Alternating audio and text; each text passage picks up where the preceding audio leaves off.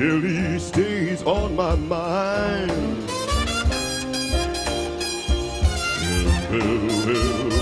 Well, jelly, jelly, jelly. Jelly stays on my mind. Oh,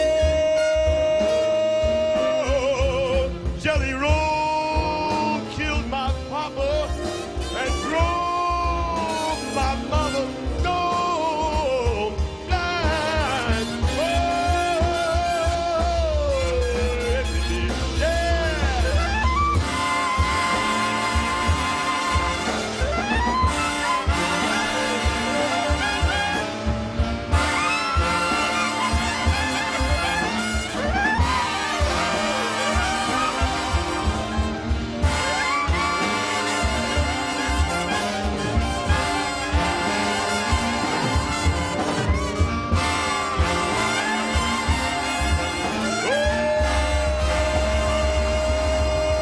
Jelly Roll killed my papa and drove my mama stone blind. Yeah, yeah, yeah, yeah. Oh, yes, it did, yeah.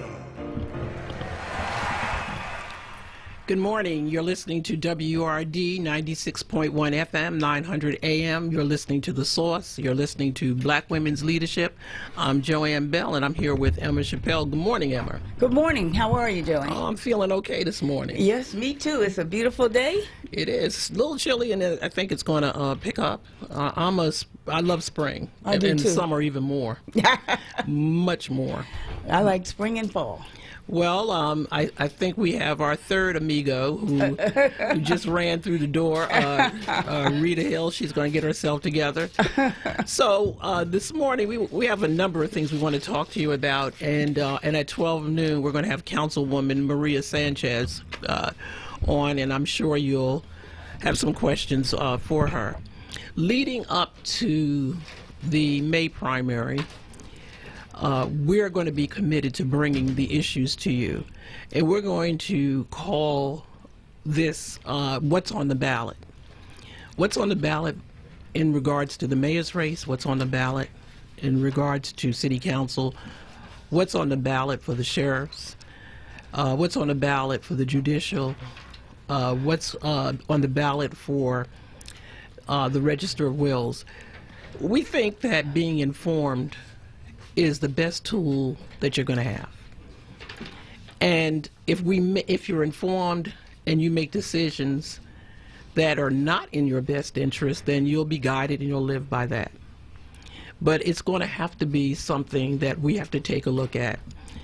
We don't have think tanks in our communities in ways that others do, who can think through the implications of legislation and positions that are taken at the government level. Black Women's Leadership is trying very hard to bring you information that you can use to help guide you at the polls and beyond. So we're going to talk a little bit about that, and then we're going to get into what's on the report card. So Emma, what are your thoughts about what I just said in relationship to Black Women's Leadership, working on bringing information to our listeners, and not just to our listeners, to Black women in general, to our community at large? Well, you know, we've been doing this now for the last several months, and I think the community will agree that it's a good thing, a good decision. A lot of times we talk about things that people had no idea about. It just never even crossed their mind. They're living their everyday lives, and they're not thinking about how things are operating in the city, how there's no equity when it comes to us. And now they're beginning to realize that this is critical and how it affects their lives. And the importance of educating the voters is so critical, because when they go to the polls, oftentimes people put in their hands some sort of a suggested ballot. And I know I used to work the polls, and people would come in with this little piece of paper and they would say, put it down and say, well, I'm still not sure what to do. They tell me to vote for these people. And I always say, you know, like, vote your conscience. How do you feel about the people that are on there? But the people don't know them. They don't know what's been happening. So what we're doing, I mean, to me, it's invaluable. I wish someone was doing this throughout the years. the educating the community, not just the black women, but people in general need to know what's going on, because there are people who really want to see not only black women do well, but black people do well. And it's long overdue. I think this country owes it to us, and I know this city does, because we work as hard as we can to provide whatever services we can to make Philadelphia a better city. And the fact that we are not seen as equal, and I say we're not seen as equal because we don't get the same benefits that other people get. And so, you know, it's like way back in the slavery days when they first started voting, we were only a certain percentage of a person.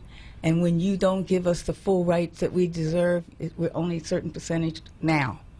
And so I think the more we do this, the better the community will be, and the better we'll be as educated voters in this city. Before I turn it over to Rita, because I know that she has something to add to that. I'm Joanne Bell. This is Emma Chappelle. This is Rita Hill. And we've been doing this now for a little over 2 months. Yes. And all of us collectively have been getting phone calls from a lot of you off record, cheering us on, telling us that you believe in what we're doing. But while we have people who think that we're doing a good job, we have people who don't want us to do this. Yes. And we feel it, we see it in the attempts to come at us in a lot of different ways. But, you know, we're big girls and we can take it. We're not going to back off. This is a campaign of ideas. Right. And we ought to be guided by those ideas. So I don't mind constructive criticism. I'm going to give it, and as well as we give it, we can take it. But it has to be a campaign of ideas, not a campaign of slights, not a campaign that that makes people yell and scream. We're not for the yelling and the screaming or the disrespect of anyone. If you believe in the positions that you take, you can defend those positions with something that's called facts. Right. And facts are stubborn. Yeah. And so we don't have to use any other method but to use our voices and to use our ability to discern and to research and to bring information. If people have alternative facts, that's that White House alternative facts. Right. We're going to challenge you on that. And so we're going to be guided for the next few weeks in bringing you researched facts. Right. And then people can defend themselves on those facts. Rita. Absolutely. Well, I'm so glad that you are bringing these points this morning. And good morning, Philadelphia and Black Women's Leadership Council, Joanne and Miss Emma. I think that, number one, what we're doing in terms of getting information out to our community through the forums that we're having, through the scorecard that we're going to deliver in a few short weeks, it's so necessary and needed for our community. As you said, Miss Emma, I wish this had been done years ago. Yes. To inform the community, the electorate, of what's going on, what has been going on, and it gives the community a basis in which to vote from. So you can formulate your own opinion. You can then make a decision on how you're going to vote. So in that respect, what we're doing is so necessary in this day and time with the climate of the African American community in the city of Philadelphia. We need to get this information out to our community. They are hurting, they're in need, and they don't know where to turn. And That's so right. they're turning to Black Women's Leadership Council, and we're giving them information that could change the direction of where this city is going in the next 4 years and beyond. So it's so needed, it's so necessary. I'm thankful that we're able to do it and we're able to give it. Yeah. Because the feedback that I got just on that first forum was that, oh my goodness, I hope you're going to do this again. I didn't know the position that these council people at large, these candidates, were taking. And if you didn't have this forum, we wouldn't know. So it is so necessary. It is so needed. Our community is starving for information. There's a push in the media to give information that doesn't necessarily give the full story of what has happened in the last 4 years. That's right. But our community knows that it wasn't positive and good for them. Exactly. So they're standing waiting for information to help them make a decision. So if we don't put this information out there, we're not doing our job and we're not meeting our responsibility as Black Women's Leadership Council in what we stand for, and that's our community. So we have to do it. And then to your second point, Joanne, it's a campaign of ideas. We're not bashing anyone. What we're trying to do is lay out the facts of what has occurred over the last 4 years and what hasn't occurred. Right. It's not an attack on any one individual. And it's not personal. It's not personal. It's for the benefit of our community. Okay. Because our community is hurting, and we know it, and we have to do something about it. So just like you said, Joanne, we can give it and we can take it. So if you have constructive criticism for us and you have a better way and you'd like to make a suggestion, we're all for it. But don't attack us, because we're not attacking any one individual or group collectively. What we're doing is we're trying to lay out the facts so voters can make an informed decision. And it's so important. Well, I think that one on April 12th, the forum that we had, Yes. I mean, that revealed so much. I mean, first of all, we had a large crowd. Yes. And when we asked the questions that you all asked, you and Ernest Owens and Derecha Miller, when you all asked those questions, I think it brought out for people revealing information about each of the candidates that were there who were running for councilperson at large. And I want to say that I want to thank you, Rita, thank you, Ernest Owens, and thank you, Derecha. It was very informative. The way you, as panelists, the way you handled it, and I've been hearing nothing but good feedback, because because it's hard to cut through 30 different people, and we had 3 different panels that came on. Right. So you were very succinct in getting the information out and knowing a little bit about what the positions are of the people who were sitting, the candidates. And so I wanted to thank you guys for that. Oh, you're welcome. That was great. It was an absolute pleasure to be there and to be able to take part in such an important event. It's very important that we have these events, stage these events. And that people come out and hear. That's right. And I also want to thank Women Connected and Absolutely. Marvetta, Linda Miller, Carlene. They were troopers, and I tell you something, they plan right down to the minute. They do. And they execute. I mean, they're just really, really good. They are an organized group of women. That's right. And I love them for it, because they are very, very good. And we're unorganized. Yeah, So that's right. But we arrived there eventually. That's right. But we work to each other's strengths. That's right. Yeah. And so it was a pleasure for Black Women's Leadership to join with them, because we really enjoy working with them. And the feedback has been tremendous. Yes. It's been tremendous. And it's all about the issues and getting information about the issues out to the community, because they really don't know, and there is no repository, so to speak, where they can go to and just find it. And so they're at a loss. And so what we're doing is so important. And, Philadelphia is a tale of 2 cities. One that's doing well. That's right. And one that's not doing so well. And we say this every week, and we're going to continue to say it until the metrics of this system changes. Philadelphia is the largest, poorest big city of any similar situated city, with a 26% poverty.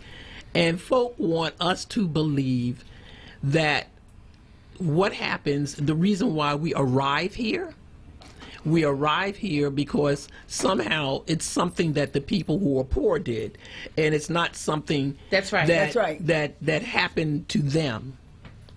And so it's real important to get the information out, and it's real important to do that.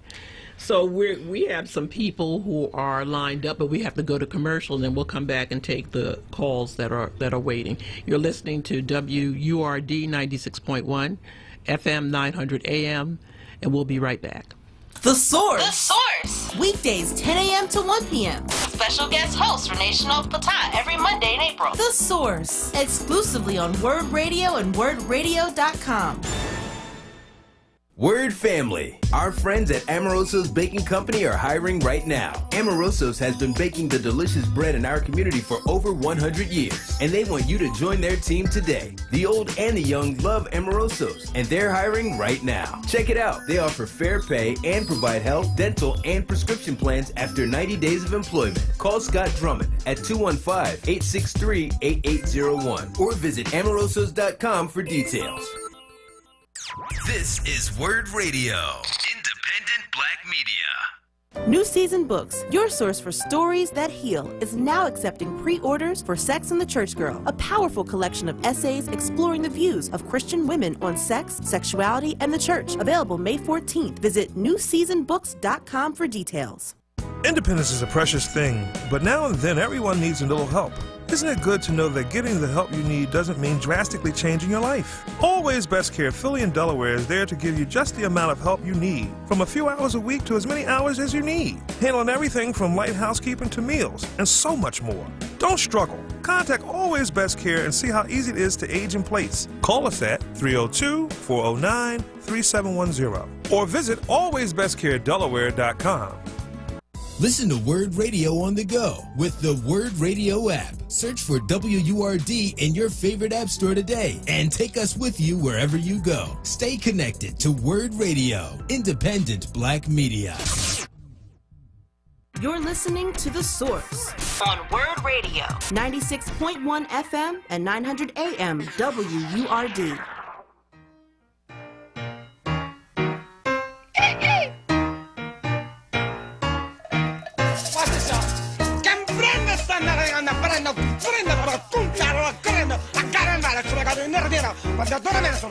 Senti, Mama, you understand that? No.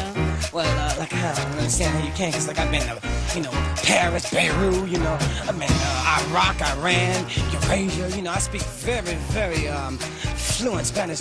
Todo está bien chévere. You understand that? Chévere. Chévere. Is that right, Mama? Yeah, because I got my shaking room. I'm going to do a little thing. Everybody's got a thing, but some don't know how to handle it. Always reaching out in vain, just thinking that things not worth having. But don't you worry about a thing. Don't you worry about a thing, Mama. 'Cause I'll be standing on the side when you check it out. Your style of life's a drag, and that you must go other places. But just don't you feel too bad when you get fooled by smiling faces. But don't you worry about a thing. We're back. You're listening to The Source, WRD 96.1 FM 900 AM. You're listening to Black Women's Leadership. I'm Joanne Bell with Emma Chappelle and Rita Hill. We're going to go to line 1, Emmanuel. Good morning, ladies. Good morning. Good morning. You guys know I don't know if I want y'all to come back on the air when y'all come from the commercials, but the music is so good. Let me tell you something. That's by design, right? Let me tell you, it's by design. Yeah. And we got, Kayla J. She's about the baddest woman out here with the music. Okay, we be in there jamming in between. In between. I mean, groove, and then y'all come back like, ow. You don't want to hear it from us? Listen, I know. What's on your mind today? The mayor's race, ladies. But let me just say this before I get into the mayor's race. We, as a different kind of Democrat, are not personally attacking anyone. Right. Not Cheryl Parker, not anyone. I came to Cheryl Parker's door in her block and put literature in her door because I am a committee person, duly elected. She put stuff in my door. They're not celebrities. They're not above anyone. I can put a piece of literature in her door. Now, this is not a personal attack on Sherelle because I personally, I like Sherelle, but I believe Sherelle is wrong. And this is a competition of ideas. But in that competition of ideas, I also believe that we in the city of Philadelphia are at war. We are at war with forces, black and white, that does not want the black community and the brown community to not just survive, but strive or anything. So we at war, and when you're at war, you have to have if you're smart and sophisticated, you have an air attack, a ground attack. Even if you have some water, we would fight by sea. But you got to fight by every means necessary. And because we raise our voices does not mean we're raising the temperature, doesn't mean we're raising the aggression. What we're doing is Malcolm raised his voice, Martin raised his voice, Garvey raised his voice. We need to raise our voice oftentimes so we don't get drowned out by the system. Right. Institutional racism and the systemic bias. We need to raise our voice so people can hear us amongst all the mass confusion. And this is all we're doing is raising our voice, and then we stand strong. I've gotten threats, yeah, but you know, they just petty threats. It doesn't mean anything because we still got to fight this fight. What we've been missing all this time, what we've been missing in this fight is, yes, there's been a lack of education, but there's enough of us educated out here to fight this fight. What we've lacked all this time is the courage to actually take sacrifices. Meaning sometimes you got to sacrifice your income for this fight. You're not going to get a contract. The mayor's not going to re-award you a grant. Sometimes you got to be willing to make a sacrifice for yourself, for your people. And this is what we're doing. And there's people that's turning on me, right? Saying, Emmanuel, you're wrong, and you know I'm out, and you're turning on me now when I have no stake in this fight. I'm not getting paid for this fight. I'm not, this fight is the fight because I am compelled to do it. I'm not a religious guy. I don't go to church and all that kind of stuff. But I do know one thing about what God says. You got to tell the truth. And you got to tell not just some of the truth, but all of the truth. And the truth is, we need to stand together. And there's people out there that's turning their back on me when I'm fighting for them. And that's okay because this fight is not just for them. This fight is for their posterity. This is a fight for their children, their grandchildren. And I'm going to fight this fight to the day I die. And I'm only going to turn up the heat on people like Sherelle and everybody else because Sherelle is the linchpin and the key for the mayor's race. Here's what happened. Kenny calculated, I don't need anybody else as long as I get the Northwest. The Northwest votes higher at Sherelle's ward, 50th ward, votes at a higher clip than any other black group in the state, not just the city of Philadelphia. They have the highest level of participation in the state. So if you want to win the black in Philadelphia, who has 68% of the Democratic Party, you need the black vote. And if you need the black vote, go to the Northwest. And if I get the Northwest, the heck with North Philly, the heck with South Philly, the heck with Point Breeze, the heck with white people. I got the Northwest. So that's why Sherelle is key. It's not about Sherelle. So Emmanuel, I want you to listen to me. I agree with you to this point. The Northwest is an important vote. The 50th ward is an important vote. And we can talk about all of that without the linchpin of Sherelle. Sherelle made it very clear very early on that she believed and supports the mayor because he delivers the goods to her neighborhood. She gets elected by the 9th Councilmanic District to deliver for them. I respect that. I agree to disagree with her. She does what is best for the 9th Councilmanic District. We have to do collectively what's best for the city. But where I would disagree is that, for me, I don't single out any one individual, and I'm particularly sensitive. She's an African-American woman. We're Black Women's Leadership. We support Black women.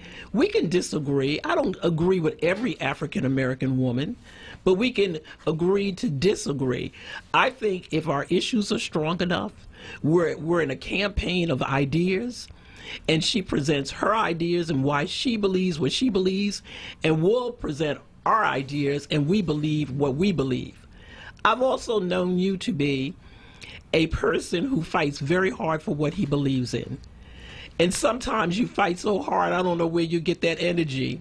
And when I saw that clip of you up at the 61st Ward with all of these tall men around you and you were jumping up and down like you were going to take them on one by one, I was amazed, okay, that you have that kind of heart. I don't want us in the African-American community or any community to be fighting against each other. We need to fight for something. Because as long as we fight, we are divided. And I don't want to be divided. I'm going to be respectful of the differences, but I'm going to keep coming with what I perceive to be the facts. Because, again, we have a campaign of ideas. This is about whether or not we're going to return anyone to office, be it the mayor, be it the city council members, that don't work in the best interests of the African American community. And in our history, we have had both Malcolm and Martin. And I'm old enough to know that the civil rights movement needed all of them. They needed SNCC, they needed CORE, they needed all of the different voices in order to get us through. What I worry about is we forgot all about the people who got us here. We forgot all about Fannie Lou Hamer. We forgot about the women warriors that worked very hard to get this vote. And we want to be, as Black women's leadership, to remind people of that. I want us to have a peaceful coexistence with each other, but I don't want anyone to be quiet. I want people to stand up and voice their voice. Emma, what do you think? I think, I of course agree with you, and I understand where Emmanuel's coming from too. I just think that we give too much credibility if we just target the one person who's benefiting from everything. I really think that we have to, while we have one district, the 9th Councilmanic District, how many other districts do we have in this city? 10. That are 10 of them being ignored. These people in the other parts of the city are not getting the same benefits. So we need to make sure that those people understand that they are not getting them, and they need to come out and vote so that people realize that they count. That's the way to show that you count. You got to come out on May 21st and vote. And if you're not registered to vote, you need to get registered real fast, because I think the last time to register is April 22nd. Yes. So we need you to come out and vote. What happens is Sherelle Parker or whoever Parker is benefiting, and they're getting all the grapes. The rest of the city is left to fend for themselves if we don't vote. So we need, I'm a West Philly girl, we need West Philly to come out. We need North Philly to come out. We need South Philly to come out. You got to come out and vote so that the whole city benefits. And I actually resent the fact that the mayor said he only needs one section of the city. That means he doesn't even care about the rest of the damn city. So that, to me, irks me. So I can understand Emmanuel getting turned on about it and turned off by it, and we have to do something. That's why we're speaking truth to power, so that the rest of the city understands that if we don't vote, that we don't count. Absolutely. Joanne and Miss Emma, the Northwest is a large voting block. Right. But that's not what it's about. The election is about the entire city. Right. There's a whole community that live throughout the confines of the boundaries of this city. They need the information. They need the services. They deserve a better way of life, and we're going to get that information out there. If Mayor Kenny thinks that he only needs the Northwest, well, think again, because there's a whole other part of the city That's right. that's going to need services. It's a huge city. They're going to need services. It's over 1 million people here. Right. They need services. They need help. They need information. They need education and equal health care. There's a whole other community that we are speaking to. It's not just the Northwest. That's right. Because if the rest of the city came out the way the Northwest does, then he would have a problem. That's right. He would. And I want to say that history has taught us that we use the divide and conquer. Right. And that we don't see ourselves as one. And this city, for a very long time, in the emergence of African American voting power, immediately took to this, I'm from the Northwest, I'm from West Philly, I'm from North Philly. And I explained it before on this show many times before. It's a gang mentality. Mm-hmm. And it didn't work for it doesn't work for the gangs, and it doesn't work in politics. You can't, because a divided house cannot stand. Divided house falls. That's right. Well, a divided house will fall, and it's the divided house that has given us the 26% poverty. Exactly. If you're only concerned about boundaries and not issues, that's right, then and you're people. not right, because the people are within those boundaries. And the problem has been the African American community itself, because it decided that it was going to line up in armed camps too. And this has been a ridiculous fight that has been going on for years. This isn't new. This is not new at all. This is going on since the emergence of black power in this city. The minute that people obtained some voting power and black people started voting, they started dividing themselves by neighborhood and competing with each other. And what happens is that in the larger frame of institutional control and racism, that's enjoyed, because as long as you're fighting, and I can take that 10% that I'm going to give you in resources, and what happens is and have the whole city fight over that 10%. Right. And so, and what, rather than see themselves as a larger group and coming together, I don't know at any given point that I have lived in this city that I have seen the African American community work together. Well, it started many years ago when I was a kid. They started dividing up the neighborhoods, and it was a turf. You knew that you lived in a certain turf, and you knew not to go across certain boundaries, and everybody knew where the line was for their neighborhood. And so that's how it got started. They used to say, oh, no, you can't work with that person, or you can't be friends with that person because they live on the other side. I remember when I lived in, because I lived in West Philly, 52nd Street was the dividing line, and we used to call it up the top. So people up the top were supposed to think that they were better than people down below 52nd Yeah, but, I mean, if you want to... That's the way it got started years ago. If you want to kill a group of people, divide them. Divide them. And have them fight with each other. Exactly. And then you walk away with everything, because all you need to do is keep them fighting. Line 2, Tyrone. Well, good morning, ladies. Good morning. Good morning. And peace and blessings to everyone. And I got to say the same thing as Emmanuel. Kayla J., I do not know where your music selling is, but you are truly She's awesome, huh? a Zen master extraordinaire. Keep it coming, baby. Keep it coming. Ladies, before I get to my point, if you don't mind me just speaking, making a quick excuse me, making a quick condolences to Audrey. We were going to do a segment on that, yes. Yes, yes. Family. Thank you. Yes. And you know what, ladies, what I don't understand, because of the work that she had done with Belmont Mansion and the Underground Railroad, that I don't understand why it's not more of a national, not getting more of a national talk about her work and what's going on here in Philadelphia with the Underground Railroad. But I just want to thank her family, and I want to thank her for being the person that kind of made me more of a diplomat. And even though with my radicalism, she kind of helped me, how you say, bring it to the point where you could speak in a diplomatic fashion, and I love her for that. Yes. But ladies, the point I wanted to speak on is, first of all, I want to give y'all props. Y'all have really been a voice of the people. And one of the things that what Emmanuel was saying that, speaking up, the issue is we don't have enough people doing it. And I think they really, it's not so much that, they not have the courage. I just think they really don't have the wherewithal, to really speak in a manner that will say what their issues are and what they need.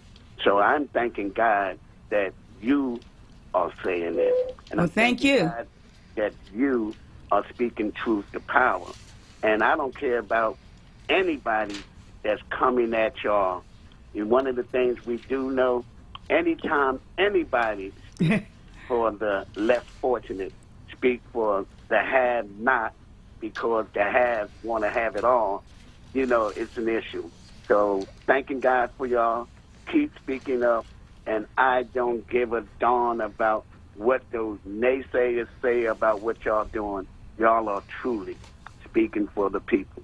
And I thank you. And one thing about it, y'all been doing it all your life. It ain't like this is something new. That's y'all right. Been doing this, you know, since from I've met each and every one of you since day one. Y'all been speaking truth to power and speaking for those who are less fortunate. So thank you, Tyrone. Thank Appreciate you. that. We're going to go to commercial. You're listening to WRD Word 96.1 FM, 900 AM. You're listening to The Source, and we'll be right back. Did you know that smoking a hookah for 1 hour is equivalent to smoking 10 cigarettes?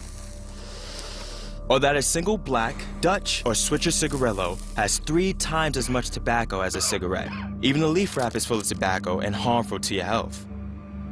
Whether it's from a hookah, cigar, cigarillo, or cigarette, where there's smoke, there's danger. To learn more and for help quitting today, visit smokefreephilly.org/danger.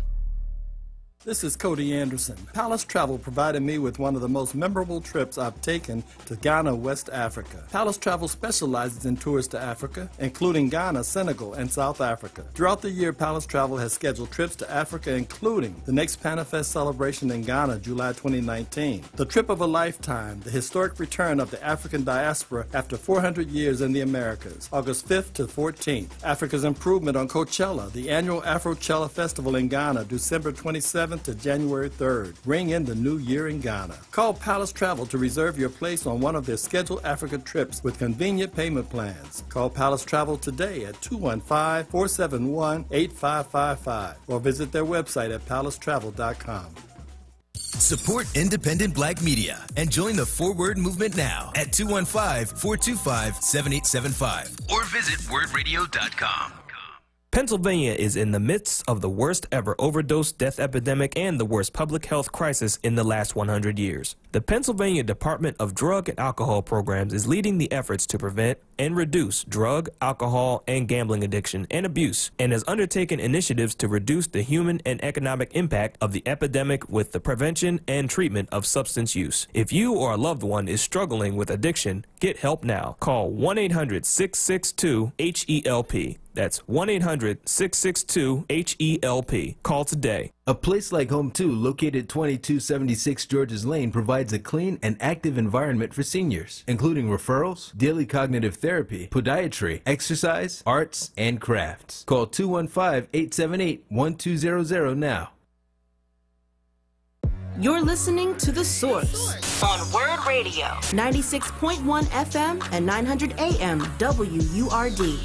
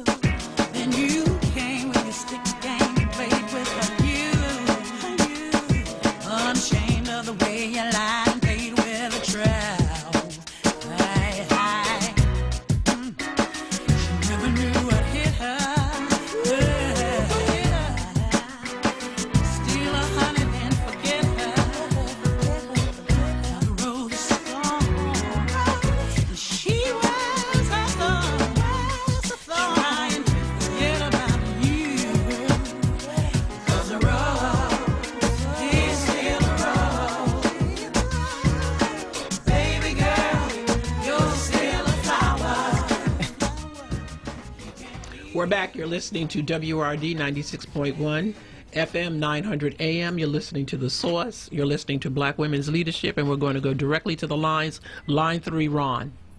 Hello there. Hello. Hi there. Good morning. What is America to me? A certain word, democracy. Because since we've been in the bounds of North America, 1965, when we started voting, it really made a difference. And I want to thank your organization once again for putting a dignity platform together where people can make their choices. And I remind those who say we ought to stick together, that sounds good. In this history of this country, it has always been a small group. I don't like to use that word minority. That's the mother man's word. But we have all stood up. People have stood up and made a difference. Last night, once again, people came together with their group, and the people came out just like they came to your group. We are not competing against anybody. We are making sure that the right of all people is upheld. The only way they can do that is by participating in your meeting. Right. Participating in the meeting that took place. It's bigger than Sherelle. It's bigger than anyone. Yes, it is. The movement is for the power of the people. So I want to say to y'all, continue to do that. And once again, y'all have put that plan. Did you notice the people came out to your meeting? They sure did. They did. In record numbers. No. Last night, the people came out to their meeting, too. Okay. I had a chance to talk to the mayor. You did? And ask for a commitment about the seniors. And I'm asking the mayor and all the candidates, they need to get a group of people like myself, my age, and whatever, and have them on the board of recommendation to the city of Philadelphia to make a difference. It is enough for all of us. The groups comes and goes, names come and go, but the infrastructure stays forever. And I close with this, and I say to you citizens of Philadelphia, continue to go to your meetings. Continue to go there. And what y'all, and the people that is putting the meet together there, let the people talk. Y'all did that last week after y'all made your presentation to the candidates. Then hopefully you will see more people participating in our process. So we cannot say enough. Participate. Know what your candidates stand for. Know what when you are informed, not Ryan, but when you are the lady that's there, but when you are informed, you can make a difference. In that lead, that take away the power of the group and it empowers the people. Continue to go and do. And thank you for what y'all are doing. And I hope many other groups continue to do that. You talk about the Fifth Ward. Why is it that the Fifth Ward is strong like that? Because the people made it that way. If you do not hold people accountable, then you'll get a leader. And the danger of getting a leader is that the leader begins to be the leader and not follow the policy or the will of the people. So that's where we have to hold people accountable. It's not that other people are better, but they hold their people accountable. They don't let the people come in there and let a person dictate to them under the pretense that they're a leader. They're not leaders. They are elected people like you and I. And this is what we have to really look at this. We have to go. We have to move on. We're in a different day today. And I say this, it takes nothing away from your culture. We're in a very diverse society. Thank you, Ron. We appreciate your call. Line 4, Joey. What's up, Joanne? I'm okay today, Joey. Good morning. Good morning to Joey. you. What's up, Ben? What's up? Oh, good. Everything's... I don't usually be called, but I got to get this off my chest. Okay. First of all, me and Manuel had little words last night, but I understand it's right because Manuel reminds me how I used to be. you know what I'm saying? Yes, I do. that's just real. But all this stuff, first of all, I really support Sherelle. And both of y'all, as a matter of fact, all three of y'all was there. If y'all study the announcement of her announcement, study the rest of the candidates' announcements, and you seen how that auditorium was filled up, she must be doing something. They must be doing something right up in that ward. But here's the kicker, and I know y'all might get mad at me, but I hear y'all chat. I think Ron throw down too, because that's my brother. But I seen Kenny, I seen Bukovich, I seen Tony. You ever see that movie by Richard Pryor, Which Way Is Up? Yes. Yeah, we saw it. And what was on that movie? None of the above? Well, that's where I'm feeling. Because here was an opportunity, a pure opportunity in 2019, all right, for a strong black woman to be the mayor of the city of Philadelphia. You know what I'm saying? Mm-hmm. I agree. Everybody talking about what Kenny doing, what this person doing, what that person doing, or they attacking Jewel for whatever he did or whatever this and all that. But ain't nobody getting to the basics. We are the only major city that hasn't had a rally behind a strong black woman for mayor. We let the Irish controllers, we let the other nationality controllers, But when it comes to us stepping up to the plate to support a Queen Mother, you know, and I know me and Paula has a word for it, it's like this. If you had a strong black woman step to the plate, what we worried about? Well, what this person, how many people he hired or whatever they hired. We had somebody that developed life in our community. But see, we on this cliquish mentality. You know, well, this clique right here ain't down with this clique, and this person did this thing, and this person did that thing, and that got to stop. You know what I'm saying? So, Joey, let me stop you for that. We started this show talking about this is a campaign of ideas, not a campaign about individual people. We can't survive if we don't come collectively. I want to hear if somebody is defending a position and put your information out and you defend it. It's ideas. But one thing that we can't get away from is that we're a city with 26% poverty, continuous and systemic poverty. And we're not there because it just organically happened. It happened because there are policies and procedures and lockouts and redlining and all of those things that continue to happen in a community. A community that has had slavery. It's a community that lost wealth because it was taken, and they have never caught up. And then the people in this city, and we can say ourselves included, because I don't exclude it. When we got comfortable, we forgot where we came from, and we didn't reach back, and we didn't help each other, and that is our fault. So thank you for your call. Line 1, Renee. Good morning, ladies. Good morning. Good morning. Good morning. First and foremost, thank you for what you're doing. It's very important that we bring the information to the people. People want to vote. People want to get involved. But today it is a very confusing process.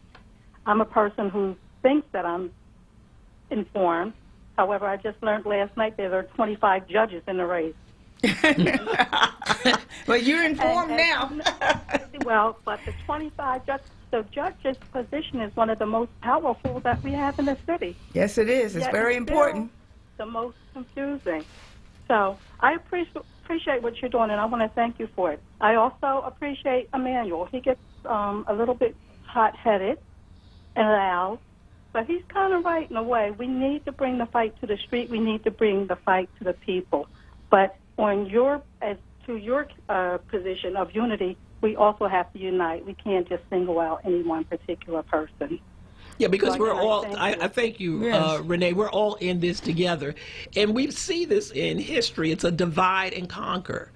A divide and conquer. And we can't make it if we are attacking each other. It's just simply that we cannot do that. We have to figure out where we have common ground. That's important. There's room, as I said, there was Malcolm and there was Martin at the opposite ends of the spectrum. Line 2, Zahara. Hello?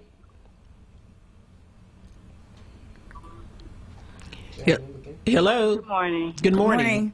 Yes, I just want, hi, can you hear me? Yes, we can hear you now. Yes. Thank you. I just want to say thank you for having me on, but I wanted to hear what Emmanuel Busty had to say. I don't think he had a chance to finish out.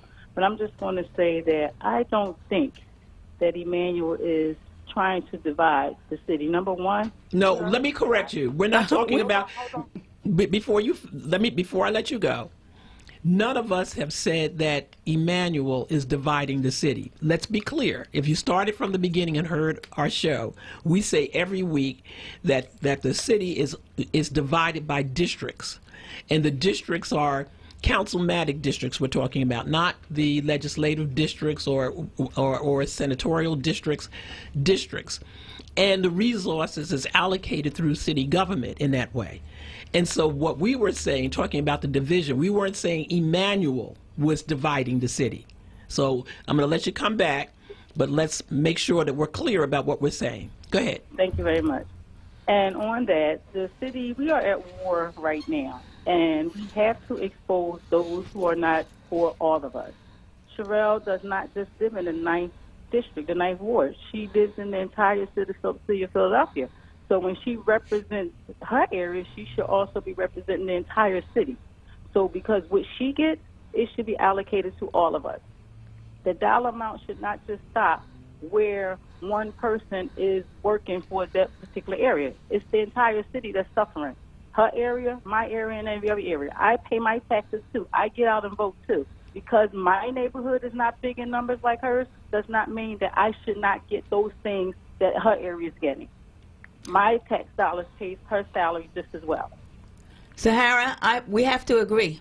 I think it's well stated what you just said. And that's what we're about. We want everyone to understand this is a whole city. When the mayor makes decisions, he should be making decisions for all of us. He's supposed to be the mayor of the whole city, not just one district. And what we're saying is the rest of the city should benefit as well. And that's not happening. Great. So go ahead, Sahara. I just wanted to add that we agree. Is it possible that Emmanuel Bussey can finish what he was stating? I just wanted to hear his closing comment.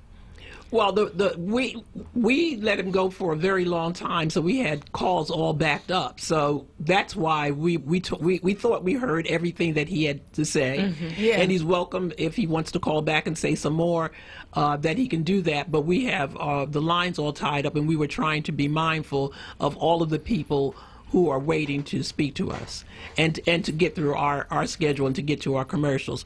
Thank you for your call. We're going to break. You're listening to 96.1 FM WRD, The Source, 900 AM. You're listening to Black Women's Leadership, Joanne Bell, Emma Chappelle, Rita Hill, and we'll be right back. EcoWord, Wednesdays on Reality Check with Charles Ellison. 4 p.m. till 7 p.m. Right here on Word Radio. And WordRadio.com. The Kimmel Center offers free arts education programs to schools across the region. Teaching artists visit classrooms to educate, engage, and inspire the next generation using creative learning experiences, and schools take trips to the Kimmel Center for live performances. The Kimmel Center is committed to educating Philadelphia's youth by providing access to quality arts. For more information, visit kimmelcenter.org.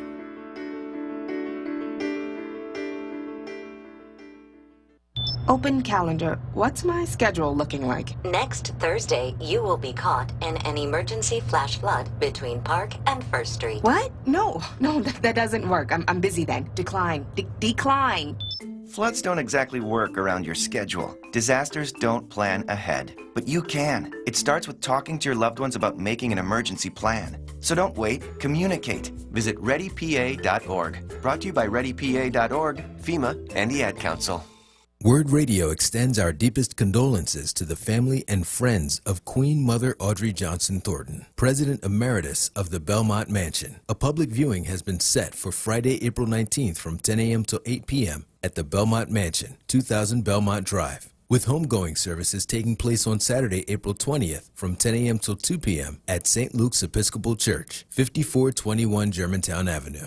Now, with more clarity, this is Word Radio, 96.1 FM and 900 AM WURD Philadelphia. Streaming live at WordRadio.com.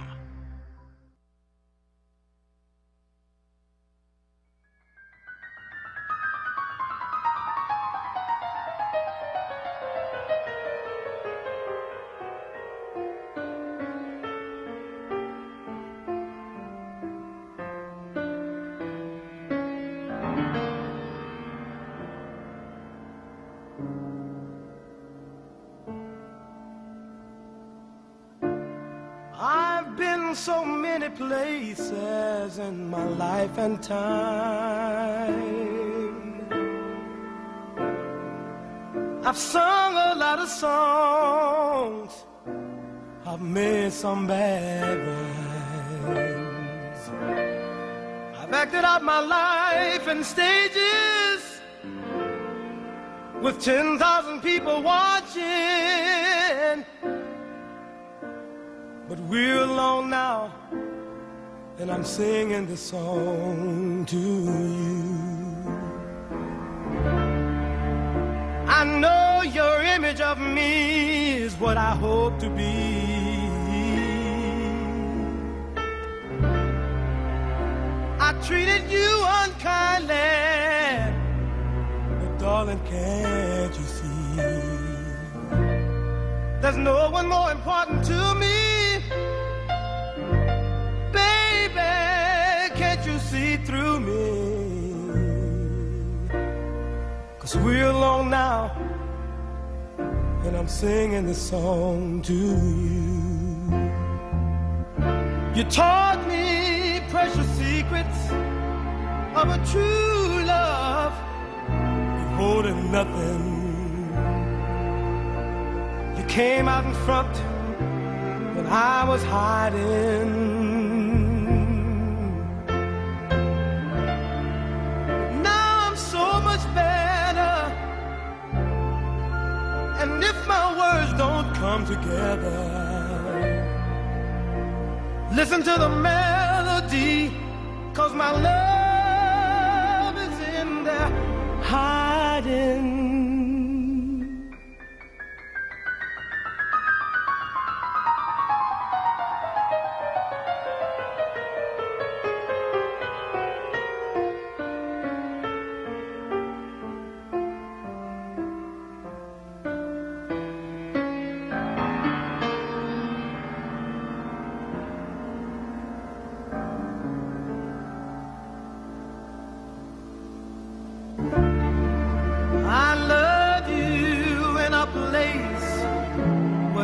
No space or time. I love you for my life.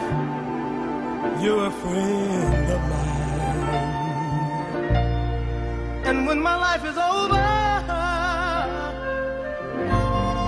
remember when we were together. We were alone, and I was singing this song to you. Oh, Donnie, we miss you. Definitely do. You're listening to WRD 96.1 FM, 900 AM. You're listening to The Source. You're listening to Black Women's Leadership. I'm Joanne Bell, Emma Chappelle, and Rita Hill, and we're going to go to line one, Ken. Yes, good afternoon, good early morning. Yeah, hi. Good morning, Ken. I just want to say, you know what I'm going to say, how much we love y'all, how much we appreciate what you're doing. The proof is in the pudding. The people are talking. The people are asking. The people are inquiring. And that's the most important thing that we can do and that you can do. Thank you. Is, if you're receiving any pressure from anyone, that means you are doing your job. That means you are making a difference. And we are appreciating it. One thing that I wanted to ask you about or make a comment about is the situation down in Kensington. And it's basically overall on how we proceed politically in this city. We need new ideas. We need new people. We can't keep doing the same thing and expecting a different outcome. I was against, the site for the needles, but the more I think about it, what we have been doing, what we're doing is not working. I'm open to it. It needs a lot of attention. It needs a lot of detail. I don't know if it's going to pass or not, if it's going to become a reality, but it's a serious situation. And just like the poverty rate in this city, we need new ideas. We need new people. We got to try something different. And I just want to say thank you again. Thank you, Ken. The injection site thing I struggle with. And really need to spend some more time thinking about that. What I know is that what we don't have is, and what's missing with a lot of the kind of shoot from the hip decisions that gets made, is what is the impact. That's right. Because of the people. How is it impacted? Because what happens is there is a prescription for something like the soda tax, but then there's not a study beforehand about what the impact is going to be. Who does it impact? How is it going to be impacted? We need to know more about that. I agree.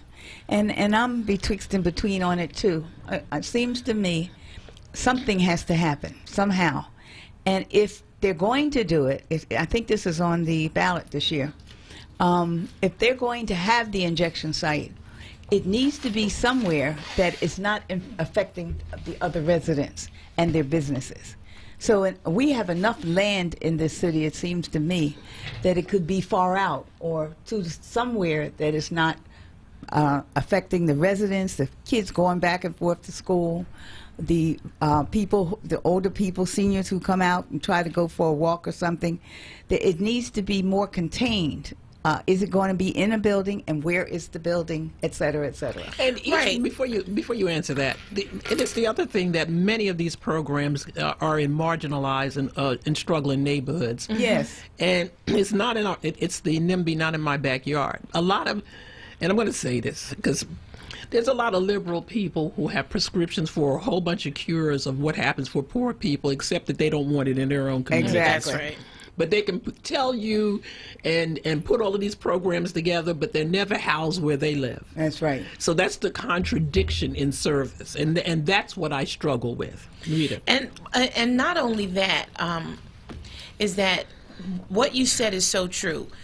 There needs to be more consideration, more study on the impact of having an injection site in a particular neighborhood. Yes. Secondarily, we must remember that it is still a crime to inject heroin, to use heroin.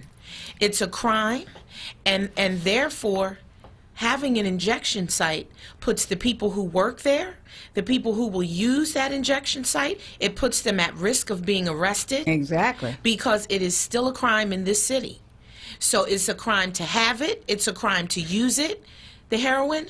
So how does that benefit then? If they can come out of the building and get arrested because they went in there and injected. So all of these things have to be worked out. They have to be talked about openly and honestly, and people need to understand and know if you work in an injection site location, you may be arrested. That's right. If you utilize an injection site location, you may be arrested. And so there's no rhyme or reason or how that's going to be implemented, but that's a concern, and people need to think about that. They need to think about that. They want a safe injection site house for people because the heroin epidemic is so bad. But it is still a crime what to do they use mean heroin. By safe? What do they mean by safe? That's if you can be right. arrested, That's the point. What's the definition of safe? And I think that's one of the reasons why we don't have one yet, is because they haven't thought the idea through completely, because people who work there are at risk. I know. You're going to be at risk, and you better consider that before you take a job there. That all needs to be worked out. So, yeah, that injection site is still, to me, I guess that's why everybody's struggling with it, because they want to put it, the last I read on it, they wanted to put it in a neighborhood where people, or the neighborhood came out and said that they didn't want it there. That's right. And so the question is, who wants it there? And as all this land base that we have, it seems to me they could find a spot that it needs to be in the middle of nowhere if it is approved. Mm-hmm. And then follow up on it with the fact that it's not legal to inject heroin anyway. Yeah. So how can they do it without the police coming in and picking them up, sort of like ICE was doing? That's right. Yeah, before. That's exactly right. Exactly right. So I don't know how. I can't even imagine how that's going to work, or how it benefits the people who need it. Yep. And that has to be worked out. You can't just let it lie as if it's not a reality. Exactly. It's real. Yeah, it's a real thing. Well, it's something that I think we as a group, Black Women's Leadership, should delve in it a little bit more and become much more informed. Our guest at 12 noon will be Councilwoman Maria Sanchez, and I know that she had traveled around to get more information. She has an opinion on that, so we should be guided and ask her when that'd be great. When she gets here today. We're going to go to line 1. Is it Gamel? Yes, it's Kamel. How are you doing? Hi, Kamel. Good morning, Kamel. I'm doing good. I just want to express some concerns and my take on the safe injection site. Okay. First of all, it's an oxymoron to say safe.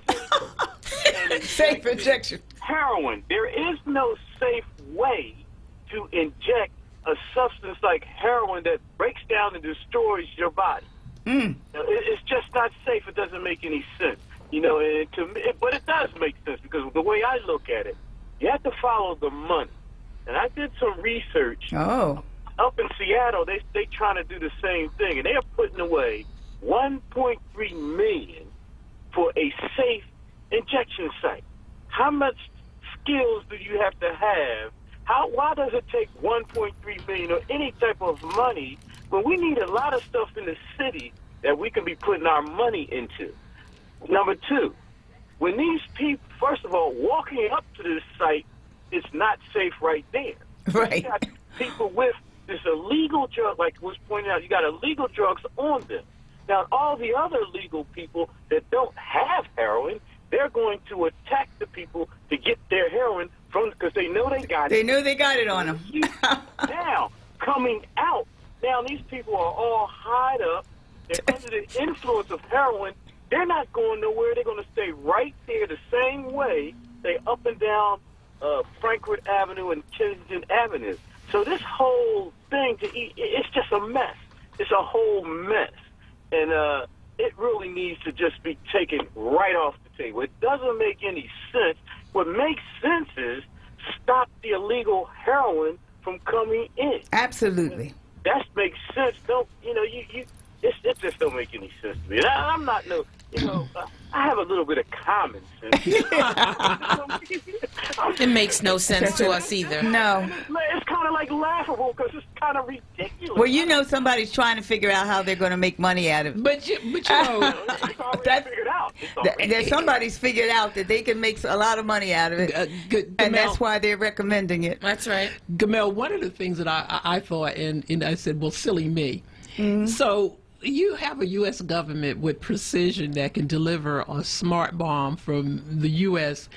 to the Middle East and target it right down to the house and the street and everything, but they can't find out how drugs comes into the U.S. It's amazing. They know. Yeah, so we have to get real about who benefits from this trade. Right. And it, a lot of people want you to think that there's brown people coming with it on their backs across the border, rather than and I think I can be guided by saying this without being sued.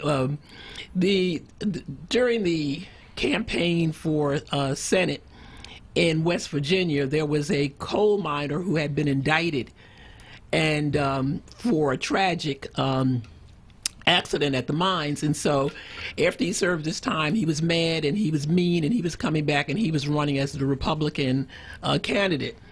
And so Mitch McConnell would not support him because he knew that he would not be able to beat Joe Manchin. So the candidate, this coal miner, the man who owned the coal miner, started calling Mitch McConnell Cocaine Mitch. Now, why was he calling him Cocaine Mitch?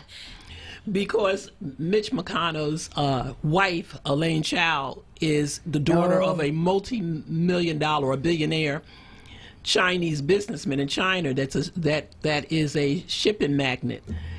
And he had been caught with shipping shipping drugs, I don't know what kind, on the ships, and that's why they called him Cocaine Mitch. It's sort of like follow the money, follow the stuff. And so it gets to the streets of the people, and they're like, oh, well, we don't know how it gets here. So the larger problem is it makes money. That's it. It makes money for a lot of people. Line 2, Maurice. Good morning, ladies. Good morning. Good morning.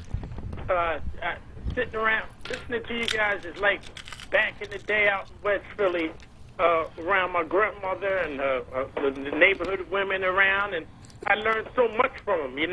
Dr. Ethel Allen used to sit at our table. And oh, wow. And all of them used to sit at my table. That was a powerful house. They sat at your table. I grew up with nothing but respect for black women because I learned everything I know now from black women. So, look, this is what I'm going to tell you. The gentleman before me hit it right on the head. And the most important thing he said out of all that, besides the oxymoron, is you don't need a college degree to figure these things out. If they need anything, they need a treatment center. They do not need an injection site. What, are they going to keep prolonging it? How about that? You need treatment. Keep them. That's right. You need treatment. You don't need more drugs. And when he said the outside money, who's making money off these centers? Exactly. That's where it's coming from. Rendell, he doesn't even. I don't even think he lives in the area anymore. Why is he pushing so hard? He's like the NRA of drugs right now. pushing for these sites like he knows what's going on. Until I see him shoot up, I don't want him saying nothing. Come out there to tell us where we want to put it, and they're not going to put them in out there. They're not going to put them in University City. They're not going to put them downtown, and they're not going to put them in the Northeast. So right. We know where they're not going to put them. They go West Philly and North Philly, real North Philly, because North Philly is becoming hollow ground right now. It sure is. With the theft, I call it the theft for North Philly. I put that up about a year ago. I think one of the candidates, Senator Anthony Williams, in a speech that he was making, said why they can. He wasn't going to be for it unless they wanted to put it at Rittenhouse Square. What you also know about that President Clark, Council President Clark, is going to have private security around that Francisville area that he promotes so much. For what? He's going to be paid by the city. Private security for the residents around there. Oh. He said that out of his own mouth. Is that one of the places where they want to put an injection site?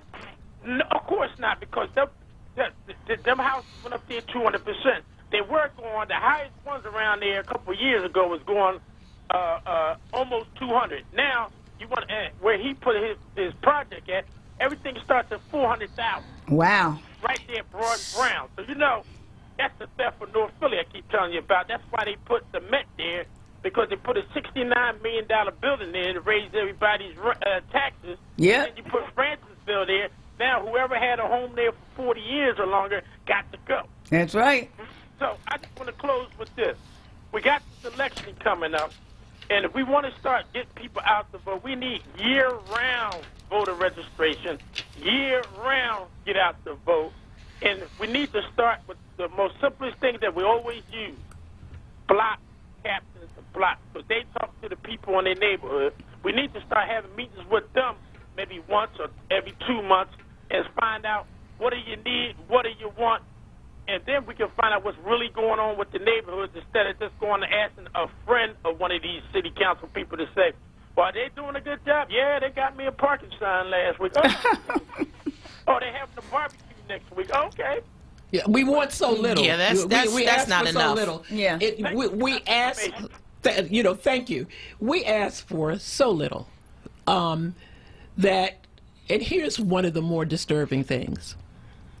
Who among us would not be for pre-K? Right. Are you for right? pre-K? Yes, Why absolutely. would we not be for pre-K? Right. Right.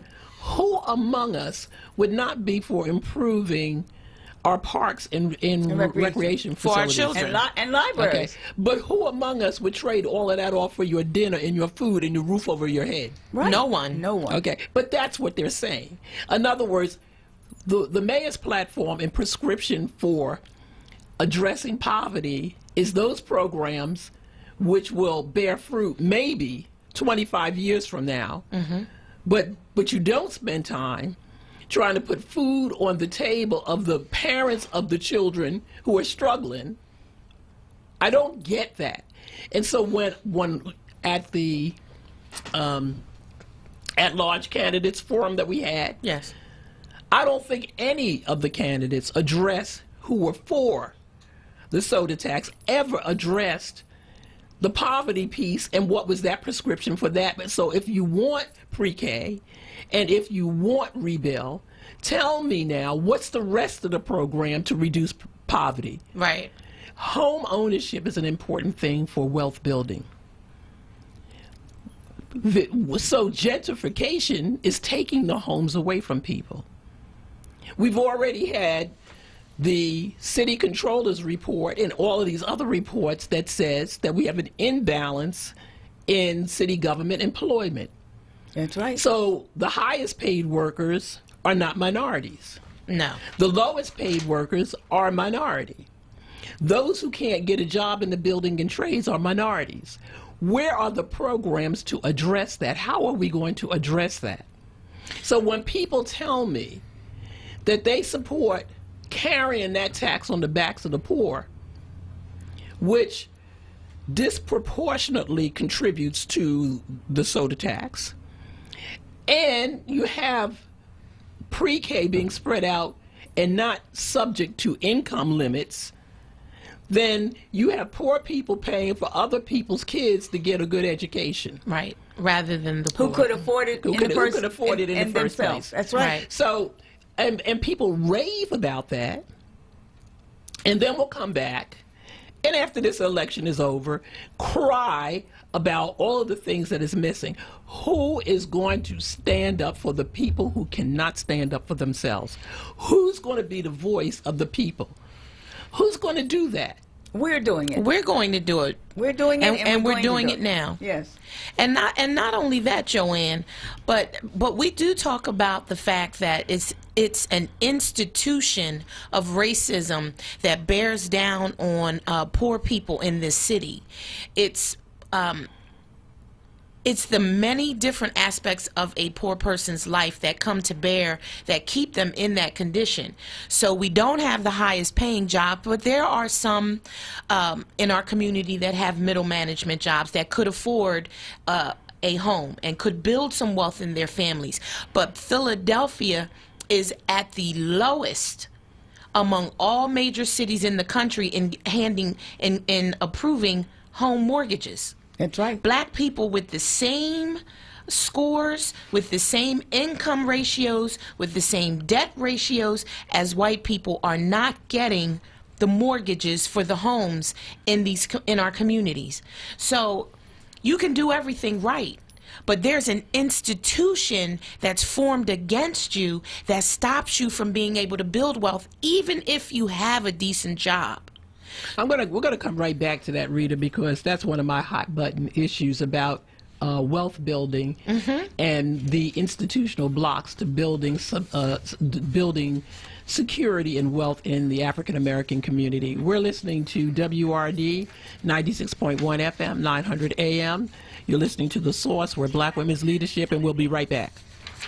Hey, it's Aaron Smith, and I want to talk to you about your kids and the schools they attend every day. Is something wrong? Are the programs and classes letting both of you down? Does your child struggle with reading and basic math? Is the inflexible schedule of your elementary, middle, or high school turning your world upside down? Is your child being bullied or intimidated on a daily basis at school? If some of these questions apply to you, maybe it's time to contact Commonwealth Charter Academy. CCA is a public cyber charter school exclusively serving students in Pennsylvania, grades K through 12 at no cost to families. CCA provides internet service reimbursement and a laptop, all at no cost to families. Visit ccaeducate.me or call toll-free 844-590-2864. You can register for an information session online or in person. Visit ccaeducate.me today for details. That's ccaeducate.me. Cremations Are Us by Sabbath highlights the same game with a different name. Since 1992, Walter E. Sabbath Jr. Funeral Service has valued individuals and families who choose cremation. Our 26 years of experience have shown us that they have the same needs as those who choose burial. Our new component, Cremations Are Us, emphasizes the wide selection of services we have always offered. Visit our website, www.sabbathcare.com, for details, or call 215-924-4101. We will be looking forward to hearing from you. Word Radio, 96.1 FM and 900 AM. WURD. When you went car shopping, you meant business. You aced vehicle history searches and test drives. You out-salesmaned the salesman. Now you've got your wheels. If you manage that, you can get your retirement plan on track. Visiting aceyourretirement.org can help. With 401k tips and smart savings strategies, you'll have the info you need to get more for your future. Go to aceyourretirement.org, because when it comes to speeding past financial challenges, you're an ace. Brought to you by AARP and the Ad Council. Does your child struggle with reading and basic math? Commonwealth Charter Academy can help. Visit ccaeducate.me. You're listening to The Source on Word Radio. 96.1 FM and 900 AM WURD.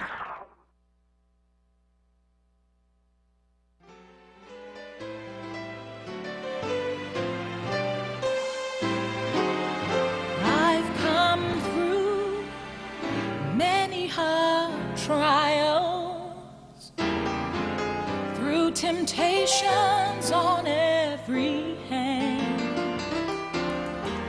Though Satan's tried to stop me and to place my feet on sinking sand, through the pain and all of my sorrows, through the tears and all of my fears, the Lord was there to keep me, for He's kept me in the midst of it all.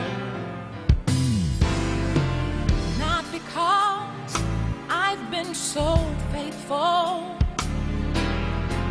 not because I've always obeyed. No, it's not because I trusted Him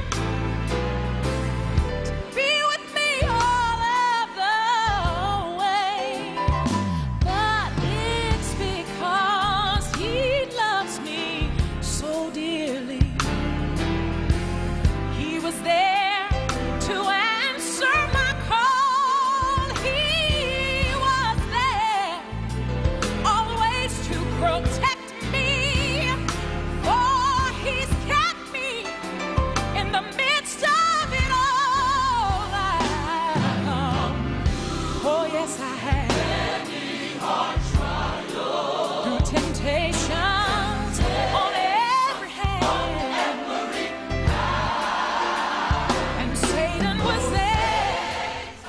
We're back. You're listening to WRD 96.1 FM, 900 AM. You're listening to The Source. You're listening to Joanne Bell, Emma Chabelle, Rita Hill. And Rita, when we were going into commercial, we were talking about certain impacts, and we brought up an article that we found interesting regarding Solomon Jones. And could you find that? Because we like to. Yep, I was able to find it, and I can read it. I can read it quickly. Yes.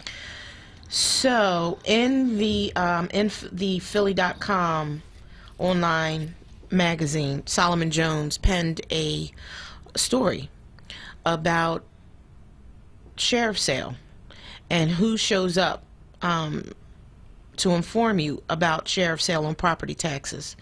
So he goes on to say, at 11:58 a.m. on Tuesday, April 10th, a man with a badge affixed to his belt pulled up to my house in a gray Mitsubishi, walked up to my front steps and rang my doorbell. "Does Solomon Jones live here?" he said. My wife eyed him suspiciously through the front window. She was leery that a stranger knew my name and where I lived.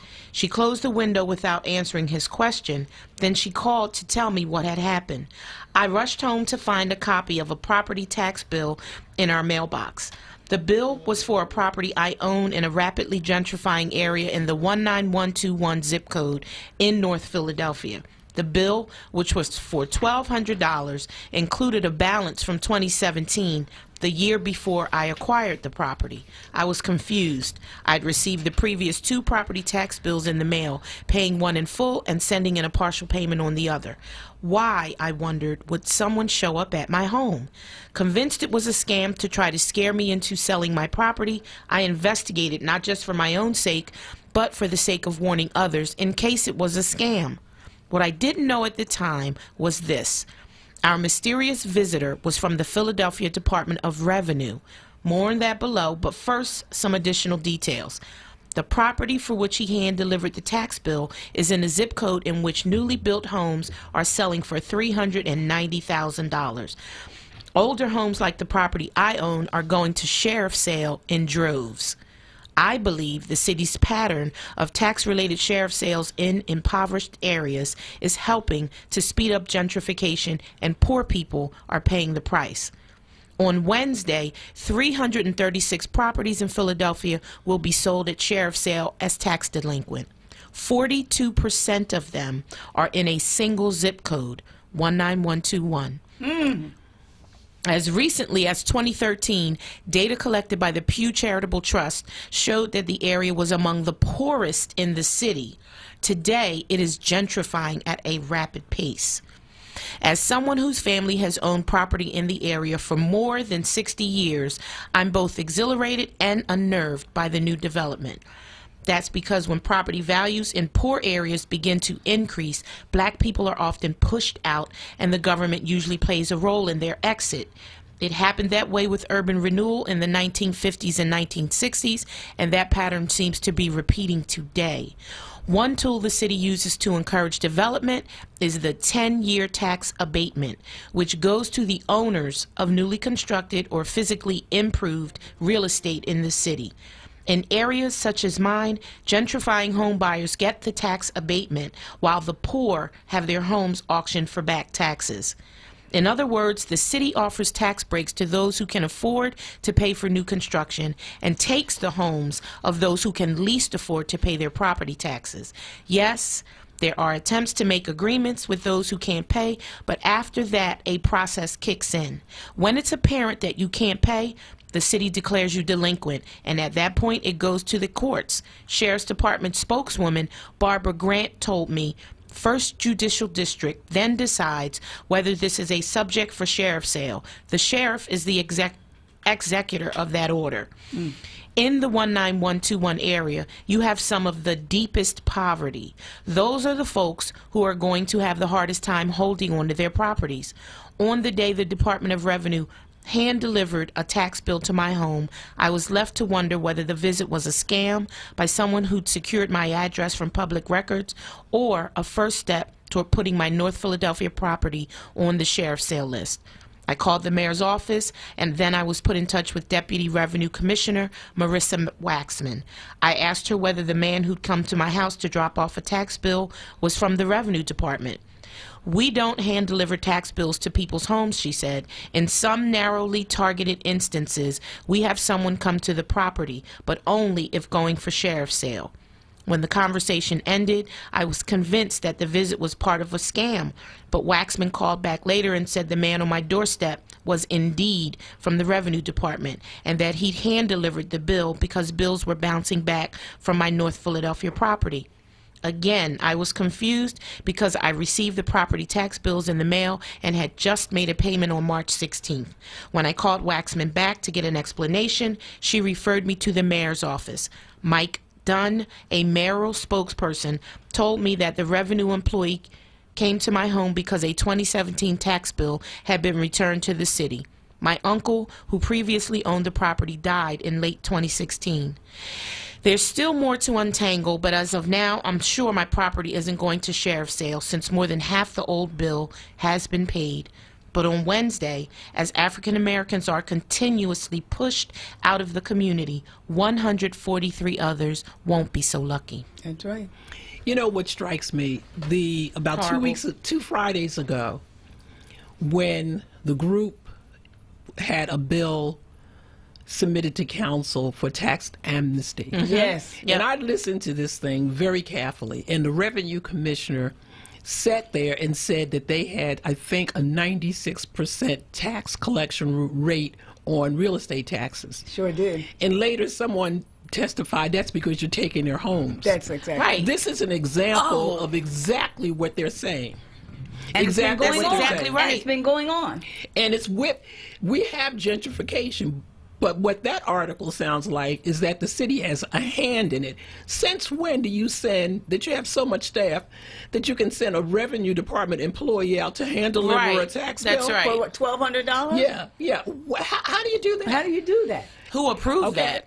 And then the other thing in the back of my mind is that they know it was Solomon Jones who writes and has a radio program. Is this a targeted thing? Because I think there's some targeted stuff going on here. Yeah, because it doesn't make sense if they didn't know it was Solomon Jones's property and he hadn't taken over paying the taxes, etc. It doesn't speak to whether or not they clearly knew how to reach him at his proper address. Right, at his proper address. So they know there's a connection, because Revenue Department employees do not go and hand deliver a tax bill. Well, because it was a bill. If it was a bill, then why didn't they just put it in the envelope in the mail, and send it to the right address that they know? What was the chilling effect? Why did he have to come out? Right. What games are being played? Are we in the silly season now that we're going to use revenue officers within certain departments to do certain things? Because that's not the only sneaky thing that we know that's going on. That's right. I mean, that's intimidation. That's intimidation.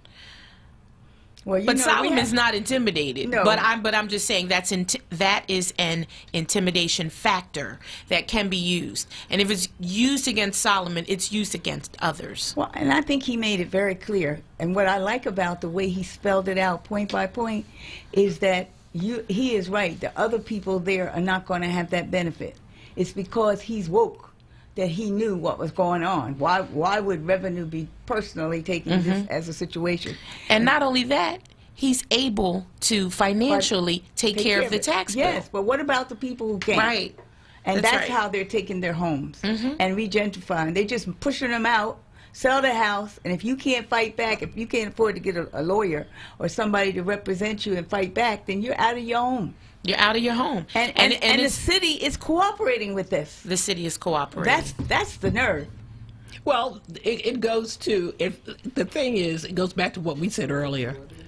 We have nobody sitting at these tables in these departments that are from the communities that are being affected.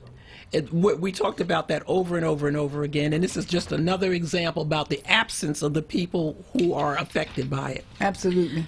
That's right. I mean, in the end, it's the elected officials in Area 19121 who have to stand up for the poor people in that neighborhood. Now, that's one of the poorest zip codes in the city. Right. And everyone knows it. But it's rapidly being gentrified. So it's changing. It's no longer going to be the poorest zip code. It's no longer going to be the poorest zip code in the city. And so if you have homes that are selling for $390,000 right next to a home that hasn't been renovated or upgraded, right, that's going to raise the tax assessment for the home that's been there for 60 years, hasn't been renovated, and that's what happens. Poor people can't pay the increased tax assessment on that property due to a $390,000 home being built next door. We're going to go to line 1, Joe. Oh, thanks for taking my call. Hold on. I got to get you off speaker. Yes. Hi, Joe. Hi, Joe. Good morning. How you doing, Miss Emma and Miss Bell? We're well today. And also the other young lady. Rita Hill.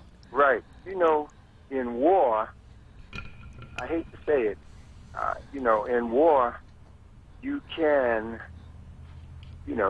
kill. However, now wait. You can kill. You can kill in war. Legitimately, right? Legitimately. And this is a political war. And I'm just trying to say that we have to show them that somebody's got to go. If necessary, everyone has to go. That's right. We might have to clean house. That's right. I mean, unfortunately, there's some people who may be well-meaning, but they're on the wrong side. They're on the wrong side. If they don't have enough wisdom and understanding not to do this to us, I mean, we could go on and on. I mean, this blackmail that they treat our young men. You might have a problem. You might go out and do something wrong. Your child may do something wrong. That's a part of the system. And they get a slap on the wrist. Our children get, well, listen, we'll give you 5 years if you plea bargain. Yes. But if you don't, then you're in the jail forever. That's right. And destroy you and destroy everything about you. But I'm just saying, first I want to just, encourage you all. keep on fighting. Thank Keep on you. rumbling. Thank Because you. we are in a political war. It's more than political. It's a moral war. We're in a moral war, and it's just killing us.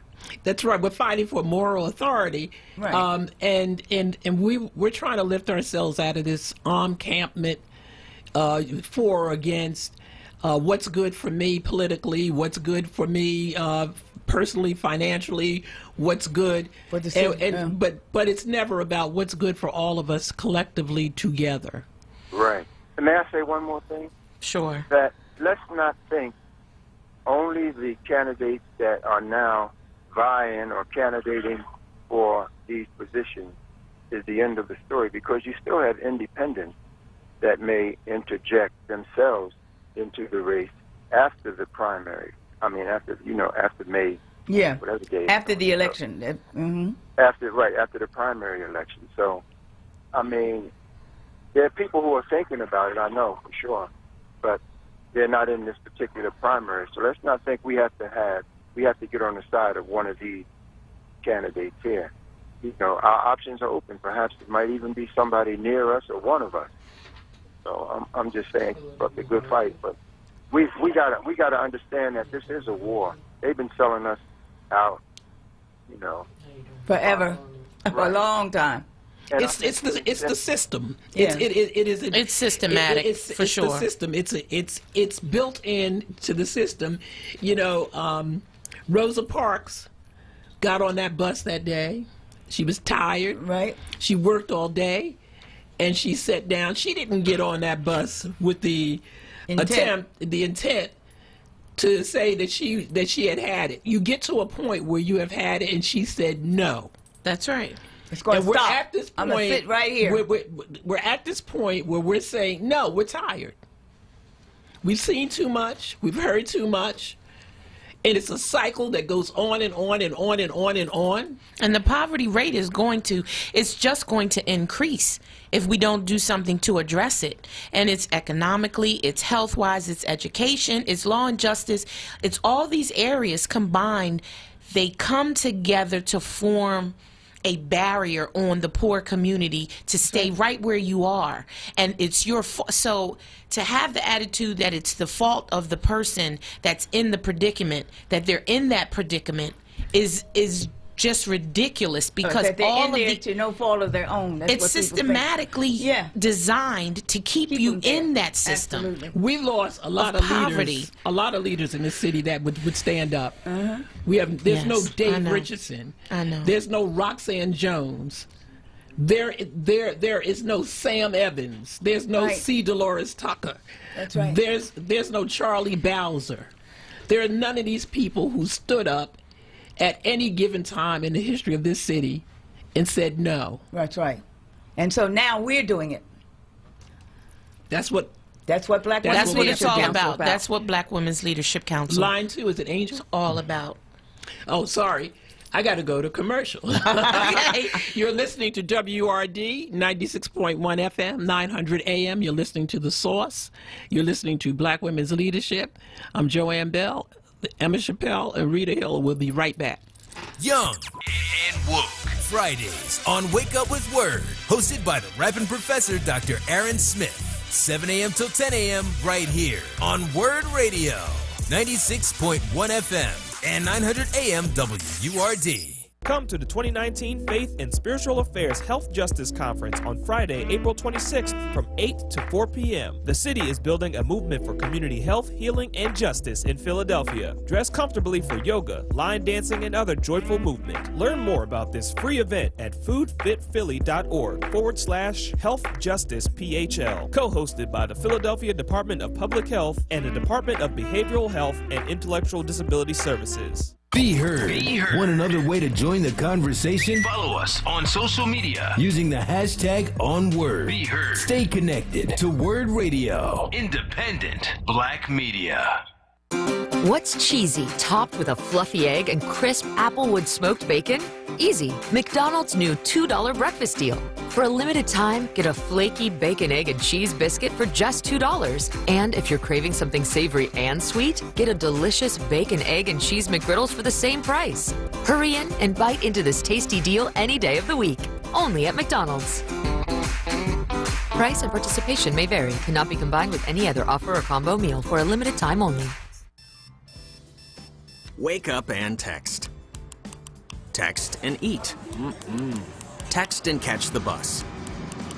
Text and miss your stop. Wait. Text and be late to work. Sorry, I'm late. Text and work. Text and pretend to work. Text and act surprised when someone calls you out for not working. Who, me? Text and meet up with a friend you haven't seen in forever. Hi. Oh, hey. Text and complain that they're on their phone the whole time. Text and listen to them complain that you're on your phone the whole time. Text and whatever. But when you get behind the wheel, give your phone to a passenger. Put it in the glove box. Just don't text and drive. Visit StopTextsStopWrecks.org. A public service announcement brought to you by the National Highway Traffic Safety Administration and the Ad Council. You're listening to The Source on Word Radio. 96.1 FM and 900 AM WURD. Birds flying high, you know how I feel. Sun in the sky, you know how I feel. Breeze drifting on by, you know how I feel. It's a new dawn, it's a new day. It's a new life for me, yeah. It's a new dawn, it's a new day. It's a new life for me. Ooh, ooh, ooh. And I'm feeling good.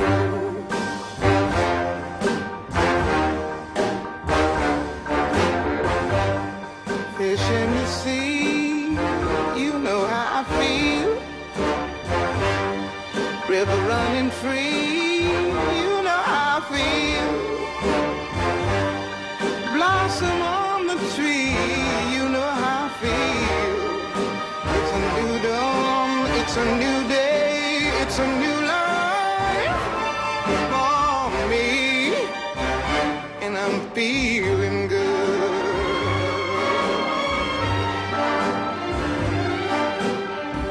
Dragonfly out in the sun, you know what I mean, don't you know? Butterflies all having fun, you know what I mean. Sleep in peace when day is done, that's what I mean.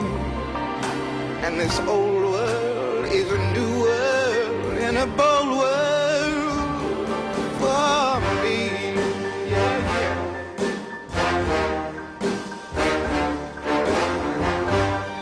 Stars, when you shine, you know how I feel.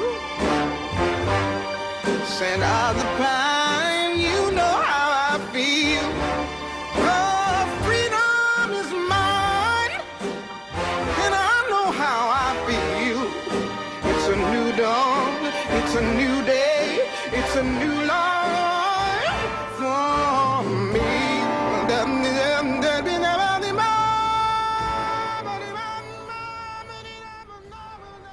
Nice. Oh, I love it. I love Go ahead, it. Nina. It's a new day. And you're listening to WRD 96.1 FM, 900 AM. You're listening to The Source. You're listening to Black Women's Leadership. And we got the Councilwoman Maria Quinones Sanchez with us today. She was a little, she knows we're rowdy, so she was a little afraid to come in here today. I am scared. But Too much knowledge and all in one room. Too much history, too much facts. So we're going to come right back to you. We're going to clean up these calls. We're going to go to line 2, Angel. Good morning. Good morning. Good morning. Good morning. Thank you for taking my call. I enjoy your program so much. You ladies are so informative. But I just want to say one thing regarding the letter to Solomon Jones. Sometimes things are a blessing in disguise because I work with the public, and what That's I true. find is happening, they're beginning to complain also because they're the people, to me, what I call pioneers. Back when Mayor Nutter was mayor, when everything really started, the gentrification, these are the people that are now going to have to start paying those taxes. That's right. And the blessing to me could be that the person that got the letter over to his house was one of those people that are now going to be affected. Oh, it was someone from the city revenue department. No, but no. This is mere speculation. Okay. And I'm just feeling as though the possibility could be that when people are starting to get affected, when they're not affected, they don't care. Right. But when the cares of this world are starting to affect you, it's different. You start doing something, even though you may not come out and say it, and we call these people whistleblowers. Yes. But what they do is really a blessing in disguise to the people that they may have harmed when they did what they wanted to do. Yeah, well, they tend to go too far, and that's what I think that's happening because there are no controls here in the city anymore. Who better than him to send it to? Right. They chose the right person. Right. Exactly. So that's a blessing in disguise for the people that are remaining. Mm-hmm. You know, so you know what I'm saying? Yes. Sometimes it's a negative thing. You know, which is what the Bible says. You know, sometimes when people mean to harm us, what they've done really helped us. That's right. Opened your eyes. That's right. Opened your eyes. I mean, all I'm saying, long story short, is that sometimes we have to start reversing. When people mean to harm us, there's always good. Sometimes I have to dig to find it. You know what I mean? Yes. But there's always good, and we just have to start electing people that, to me, I feel as though, if you work here, you need to live here. That's right. That's another one of my... Yeah. Yes, indeed. Exactly. And I'm sorry, and especially our police force, because those people could care less. That's right. And I thought that was a city requirement. No, it's not. It was. They changed it. Let me answer you on that, because one of my notes today, it says that what's on the ballot? On election day, you're going to be voting for this. Policing's on the ballot. Yes. Stop and frisk is on the ballot. The murder rate is on the ballot. But the police force, you have 4,118 white police officers, 2,509 black police officers, and fewer minority police officers are being hired. Because when that was passed that they could live outside the city, we are moving towards a occupied force in the city. And that is something that we need to talk about. Nip it in the bud right now. That is something that we need to talk about. Thank you, Angel. We're going to pick up Mike on line 3. Hi, how are you? Hi, Mike. Good morning. Yeah, you're very informative, by the way, today. I'm learning a lot. Good. I want to point something out, though. Well, first, I'd love you to give some really strong ideas as you move on in the show. What think should be done? There's a lot of platitudes like, this is what's happening. You're telling us what's happening, but directly, exactly what should be done. Now, from my standpoint, I look at a strange thing happening in the country, or at least where I live, everywhere. No regular houses are being built anymore. They're all like lifestyles of the rich and famous, if you haven't noticed. Even as you drive up into Bucks County, as you get out of the city, every house being built by Toll Brothers is $500,000 and up. Philadelphia used to be a city of, just regular homes where a family could begin. Uh-huh. There are no more. Like townhomes and what have you. And starter homes. Starter homes, yeah. Yeah, split, whatever you want to call them, twins. There's nothing. There's not one builder who's doing this anymore. They're all going for the gold, and the city is partly to blame because the city is all about raising tax revenue. The new drive with people like Bernie Sanders and all these people, they're going to need tax revenue out the bazoo. They're going to need tax revenue. They're talking about things that are costing $40 trillion, maybe $120 trillion. Where's that money coming from? That's right. The money is coming from a motivation to tax and to get big taxation in there. So all these little regular people's houses that I grew up in and you grew at, they're getting swept away. And this is lifestyles of the rich and famous. And I think it goes to the cities needing the tax base. It goes to the builders who don't give a rat's behind about building any normal homes anymore. You won't see one go up anymore. When was the last time you saw a twin being built? You're right. You're absolutely right. We want to thank you, Mike, and then we're going to take this last call before we go to our guests, and we're going to go to David, line 1. Good morning, ladies. How are you? Good morning. Good morning, David. Good. It's my first time calling your show. I really your show every day. I work from home, and it's like I have a group of y'all sitting in my living room. You got any food going over there? Yeah, we're hungry. I burn pretty good. But after hearing what you said about Solomon, it made me think back that when I used to work in housing in Philadelphia. Matter of fact, I used to work for Paula Peoples. Oh, okay. Okay, that's our sister. Yeah. Paula, right. So I used to be a housing person. So I remember the days of, you remember Vernon Marks? Yeah, of course. You know, nothing could get through that vacant property review committee unless Vernon put his stamp on it. Right. Watching out for the community. So I'm like, well, where's Vernon? Then we used to work with the Office of Housing and PHDC. Right. You couldn't get nothing. You couldn't just snatch properties like that and give it to us a vote. People in council or in the city had the ability to delay things. I'm like, well, where are these people at now? You know? Yeah. We had the Community Reinvestment Act. We had the banks. We had the fire to the feet of the banks. We were getting all kind of mortgages. And they was giving us computers and office equipment because we used that as a leverage to get things for the community. That's so true. What the heck is going on anymore? And now they're back to redlining all over again. That's so true. We just don't have it. That's why we're here. That's exactly why we're here. And we're monitoring as much as we can. And we appreciate you people like yourself calling in and giving us information that we can follow up on. Right. Okay, ladies. All right. All righty. Thank you. Thank you. So much. So we're going to go to commercial. When we come back, we're going to talk directly about issues of City Council with Councilwoman Sanchez. We'll be right back. Brothers and sisters! Don't miss The Source. Weekdays, 10 a.m. to 1 p.m. on Word Radio. WordRadio.com and the Word Radio app. Attention Word audience, do you know that you can get help with your PICO energy bill? PICO is here to help you with financial help through various assistance programs, including the PICO CAP program, which provides a monthly credit for eligible low-income customers based on the customer's total household gross income and energy usage. If you are experiencing financial hardship, you may qualify for the PICO CAP program. And PICO Cares is the customer assistance and referral evaluation service designed to assist special needs, low-income customers who have a temporary personal or financial hardship that prevents the payment of your PICO energy bill. If you have a special needs child or adult in your care, your household may qualify for the CARES program. Call 1-800-774-7040 today to see if you qualify due to an existing situation or a change in circumstances within your household. Call 1-800-774-7040 today for more information on the PICO CAP or PICO Cares program. PICO, powering our communities. This is the story of a very special woman. In a matter of seconds, she turned herself into a great mathematician or an entrepreneur. Her knowledge was limitless and still is. She could also make monsters disappear, especially those that lurked in the shadows under the bed.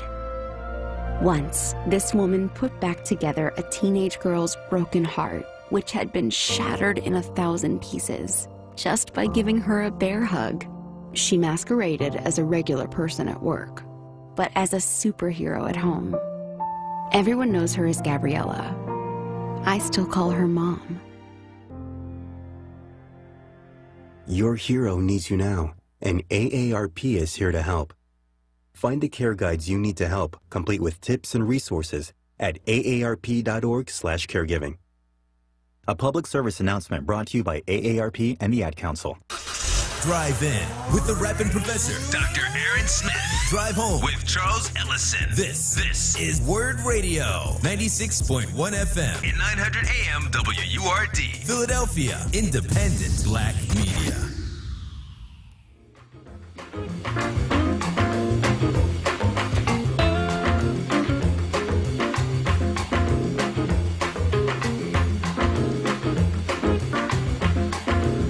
This is the Bossa Nova.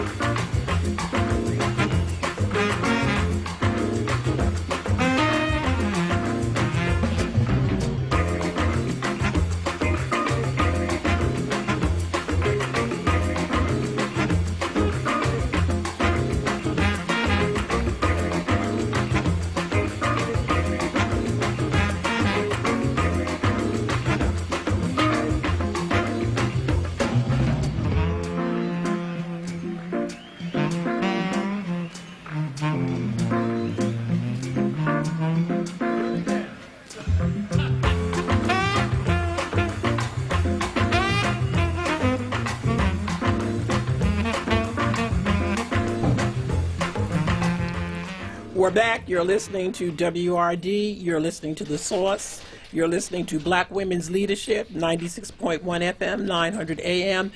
Good afternoon, Maria Sanchez. Yes. How are you doing? I Welcome. We are happy to have you with us. I'm honored to be here. You'll never be the same. Yes, I was listening to y'all all morning, and I was saying I'm about to go into that lion's nest.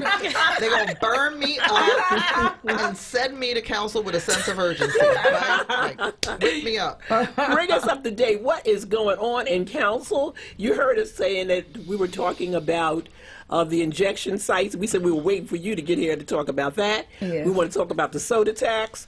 We're going to let you rip. Well, let me start by, I believe that in council in particular, we have been as proactive as we can, both under the Nutter administration and the Kenny administration, to protect somewhat, I consider Philadelphia values, some of the things you've talked about, home ownership. We still have a pretty high home ownership rate, despite some of the things that are happening.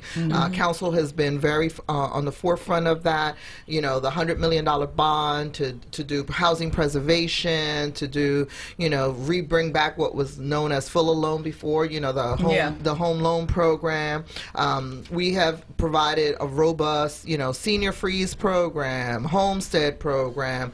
You know, the UPA bill was a legislation that I had worked on many years ago that we've tweaked around income-based payment plans, tap water affordability. I mean, we really have tried, but you're right. We're still not, and, you know, Council President and us worked on this report called Narrowing the Gap. We haven't narrowed the gap. No. The numbers haven't moved, right?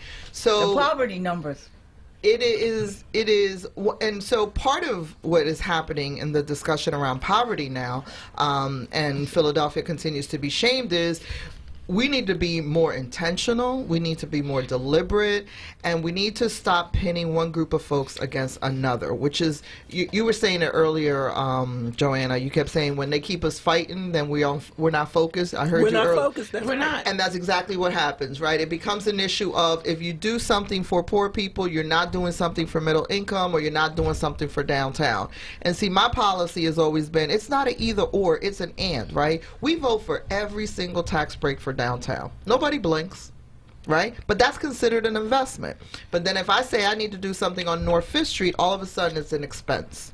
Why aren't both of those things an investment in what we're doing? And I think it's time for that terminology to change. I've been chair of the Appropriations Committee these last 4 years, and I always tell people, I hear what people say, and then I watch where they put the money. That's exactly. If you want to know where people stand, watch where the money goes. You're Follow the absolutely money. right. Follow the money. Follow the money. And so you can see it in all of the policies. You know, sometimes I feel like it's hostile towards poor people and some of the things that are, you know, Kensington is a perfect example. You guys were talking about the safe injection site. You know, last week I was walking around with Commissioner Ross and DA Krasner in the area, and there's a level of frustration. I mean, the drug dealers were laughing at us. We were walking around. I was showing them the issue of public safety and the quality of life for folks. And my police, as much as they try to do what they can, until we reclaim those corners a la John Street style, right?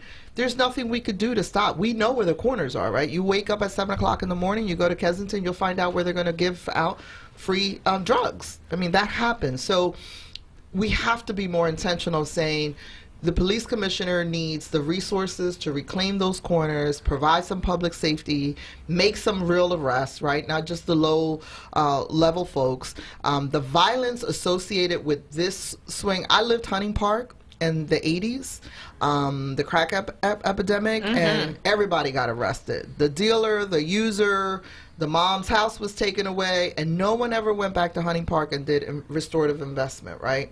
And so in this Kensington problem, I know we can't arrest our way out of it, but we got to protect and stop normalizing the trauma that these young people are experiencing when they see people openly using drugs. Yes, yeah. And the notion, the political sense that people have a disease. I was doing harm reduction before it was a term. I helped the prevention point, the needle exchange, all of those things. I get it, right?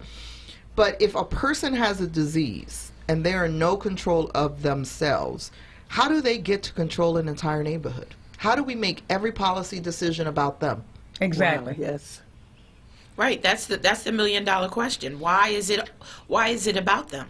There's no political will to disrupt the behavior. And for me, I have submitted many plans, and I appreciate the mayor's making a declaration. It's an emergency declaration.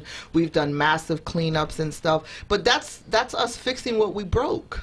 That's right. Absolutely. That's reactionary. It is a policy prescription. It's a broken policy. We don't get.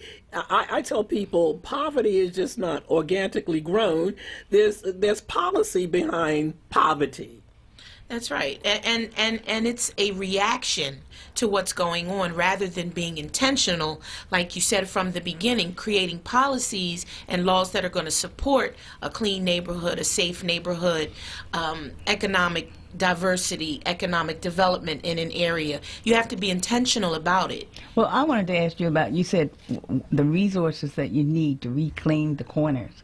What kind of resources do we need to reclaim the court? Well, I've had this debate with the administration and the public safety cabinet around the notion of, safe streets that John Street did, back during his time. And there are many people in the administration that said, well, that didn't work. And I said, unless you were on a block where you finally can sit on your steps. That's right. Ask that person, right? That's right. That's when it worked. Then it worked for you. Yes. So this notion that, look, are we going to eliminate drugs and some of the sale of drugs? No, right? We've created a market that is, people in recovery have a lifetime recovery, and we created that market. But when I go to New York, I don't see open air markets the way I see them here. No. When I go to Chicago, even in some of the toughest areas, the blatantness of what you see in Kensington, I would have this debate with Ramsey the 8 years of Nutter's term. I would say, what are we doing about open air markets? He's like, we don't have any open air markets. And I'm like, well, come down with me. Let me show you. And so we just let it flourish, right? And I will say, again, there are some efforts. Josh Shapiro, Attorney General Josh Shapiro has been working with the DA and others, and we've seen some mid-level, high-level raids. But if you're walking on Kensington and Allegheny to go to Sheridan School or to go to Elkins, life has gotten worse for you, not better. And so until those young people who invite me to their schools and say to me, why do I have to walk through this every single day, until they feel like they're like, this is normal for them now, right? The notion that when I never thought, and again, I grew up in the 80s during this, I never thought I was going to be in a situation where I felt like we could not help people because we are allowing this. A few months ago, there was a lot of reporting about a woman who was run over by a mattress on Kensington and Cambria. Yes. I remember that. And it was a tragedy. And I was like, why isn't anybody reacting to the fact that she's on a mattress in the middle of the day sleeping on Kensington and Cambria? That's right. I'm like, did we lose the context of how she died? Our humanity. That it would happen in 2019, that would happen. And that people ignore it. They just ignore it like it's a common, everyday thing, lifestyle. You just go out and get the mattress and take it out in the middle of the street and sleep. And they do it. The encampment situation that the residents of Kensington had to bear would never have happened anywhere. And, I know the folks in the administration were very upset at me when I would say, if I took 60 Puerto Ricans anywhere in the city and put up a tent, they'd be going in the New York City.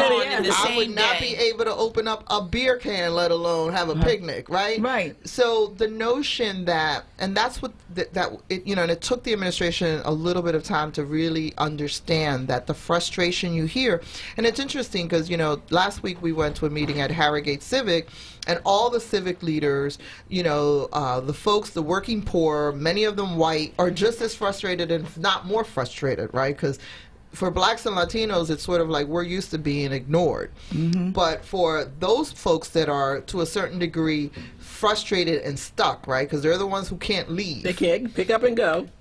When you hear them, right, you hear their frustration, it's sort of like, we know this happens, but it never happens to us at this level. We always known there have been drugs at Kensington. Folks know as we transitioned from a manufacturing sector to the, a more commercial and service sector, everybody knows someone who is on drugs, but the level of inaction around what's going on. And when I mean inaction, not that people aren't working, not that people are not working hard, this unwillingness to say, this is enough. you cannot openly sell drugs. And I can tell you every corner, Butternut and Cambria, 3133 Kensington Avenue, Water Street, Clearfield. Like, the fact that I know that and everybody else knows it, then something can be done about it. So if something can be done and should be done. That's right. So, Councilwoman, with respect to the budget that you all are now having budget hearings on, is there anything specifically in that budget that can address what's going on? Well, some of it is the mayor's going to invest. I think we just did this year a transfer about $9 million for different things, some housing, some respite support. We're finally coming to grips with the fact that, and if you hear the administration, my argument is most of the people are not from Kensington. They argue they are. And I say, okay, so if they are from Philadelphia, then why are we trying to get them housing? Let's just help them get home. Like, we go through these little debates. I read I don't know when this article came out. 80% they claim in a survey where they ask people, where are you from? And they recognize that 80% of the people in the last year had interfaced with our mental health services. They said they're from Philadelphia, right? And I'm like, my son lives in Toms River. He considers himself an Eagles fan, Philadelphian too, but he don't live here. Right, right. So, but okay, so let's assume that 80% are from here. Then they have a home here. Right. Why are we trying to provide what costs us $28,000 a year to do full housing and wraparound services per person? Woo. Why are we saying that Kensington residents cannot reclaim their neighborhood until we do that for 700 people? Right? It's just not doable. That's not an acceptable narrative, that until we get everyone housing, this is going to continue. What I will say is we lack a reunification plan, and I say this as someone who has a family member in addiction, where the whole family has rallied around, appointments and treatment and making modifications to the house to support my uncle who's in this. So I'm not talking out of school. It's something that I live. What I do think has been missing, and this we did a transfer a couple $1 million a few months ago, is we all know we've had recovery houses in the city for a very long time, right? We have the 20 that the city provides funding to, and then we have like the 1,000 plus, many of them good, right? Many of them not so good. Some of them could use some support, right? And they can provide some housing for these folks as they transition. And we're finally coming up with a product line that will help support some of these recovery houses so that they can provide housing, right? If there's 1,000 recovery houses in the city and we have 700 people in Kensington, we can help them help us, right? Transition people into some housing and stability. It might cost less. A whole lot less than $28,000 per person. That's almost $20 million. Yes. $20 million. So how do we go about getting this reunification plan? So that's part of the challenge, right? We really, what is happening in Philadelphia is happening across the country, and is really happening across the world. It's like, how do we create a model for that, right? And again, all I can speak is to my lived experience, right? In our case, it really was about a family accepting that they had someone that's going to be in a lifetime recovery, right? Someone who is going to be in and out of treatment for a while until they stabilize. Someone who may or may not be able to work, and we created a bedroom on the first floor, a bathroom. We made sure he went to his doctor's appointments, that he didn't have hepatitis, some of these other things. I mean, it was, and we're still learning, right? We literally have a meeting a month where we make sure that my aunt, who is the primary caretaker, has the support she needs, that he's going to his doctor's appointments, all of those things, right? And I'm a councilwoman. I couldn't get my uncle into treatment. He wanted a treatment away from the city, and I could not find a treatment program. And he went cold turkey. He's like, you know what? I'm going to just go cold turkey. Wow. But he has his relapses, right? And when the relapses happen, it's sort of like making sure that my aunt who lives with him feels like she has support, making sure he has support, all of those things. So we're in uncharted waters. And if we just listen to people, I always say, like, we think the policy wonks who sit up in the 15th floor up at Market Street, like, just come out and talk to people. What would it take? Here's the problem that I have, that the people who are making the decisions are not reflective of the real world people who are in the city. and that the mayor had a transition team with over 138 people, and I excluded the multicultural Caribbean community one that he had, so it would be 138. And the numbers, the African American numbers, were 35 out of 138, and the Latino community was something like maybe 10, 7 or something like that. Asian community about 4. And those were the people who transitioned from the transition team into government, you know, appointing the people. And that's why the government looks so lopsided. And then you get, and I can say this, you can't, so, and I'll take it, you get these young people who think of themselves as policy wonks and liberals, and they come up with they're at the table, while the people who know something, a little bit something about what's going on, they're not there. And that's why the mayor is getting hit so hard about his lack of diversity.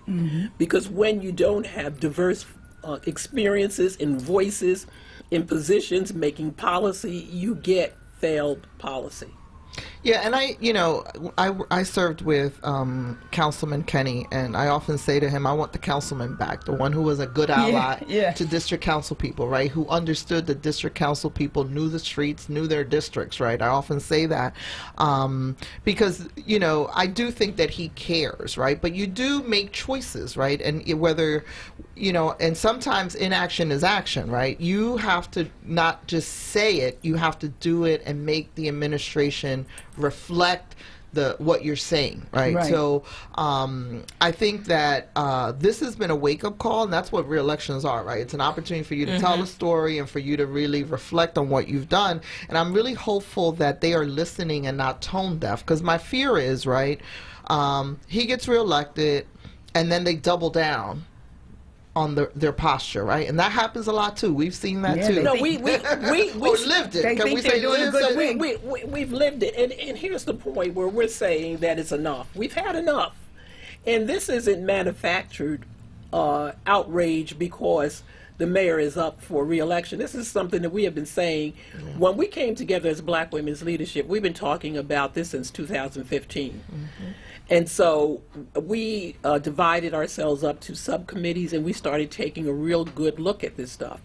We didn't come in with a predisposition of what the outcome of it was going to be.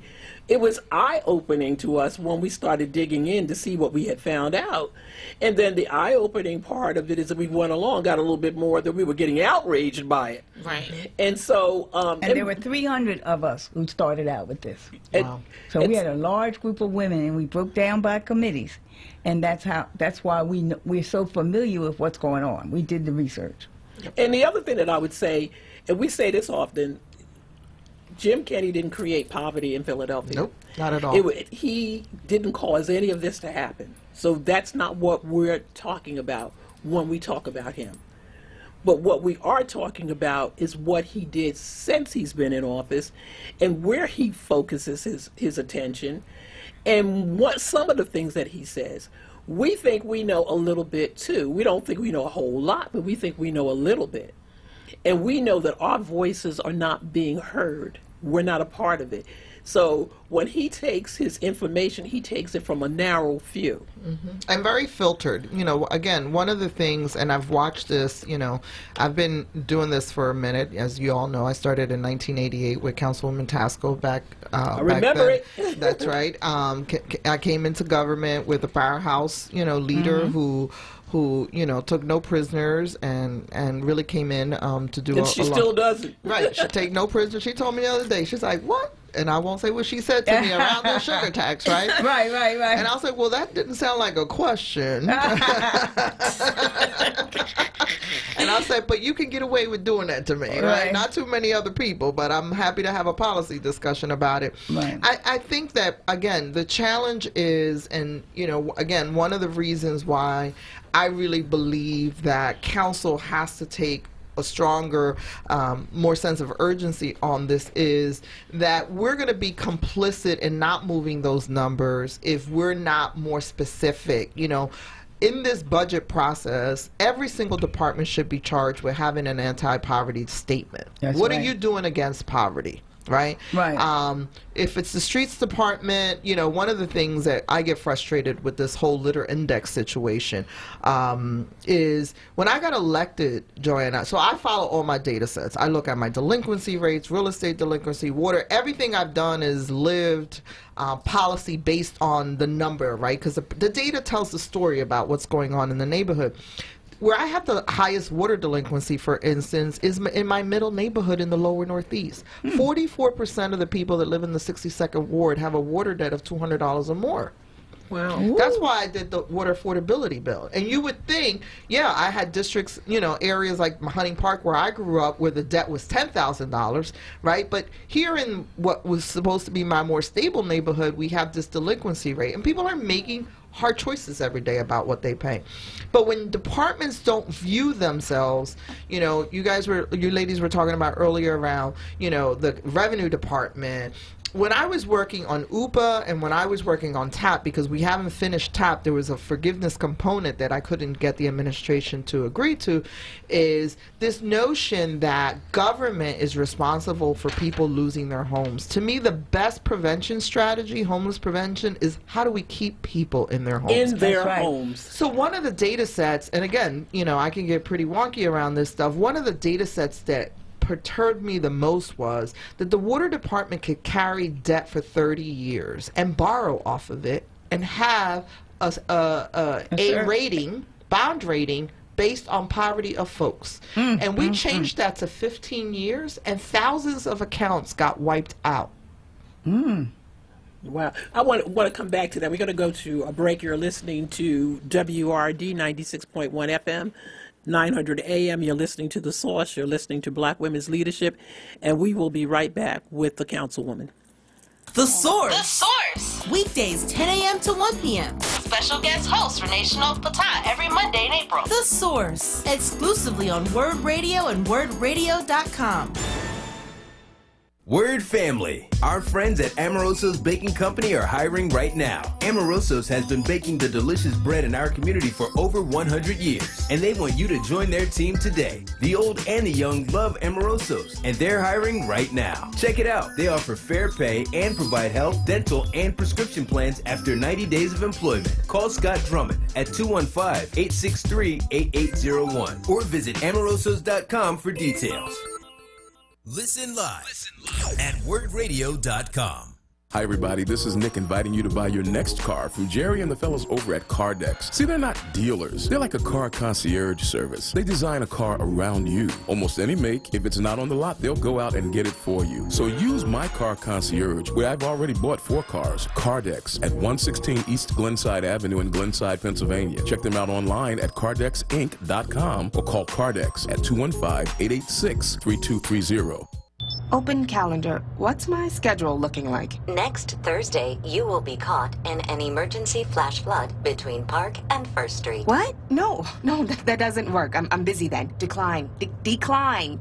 Floods don't exactly work around your schedule. Disasters don't plan ahead. But you can. It starts with talking to your loved ones about making an emergency plan. So don't wait, communicate. Visit ReadyPA.org. Brought to you by ReadyPA.org, FEMA, and the Ad Council.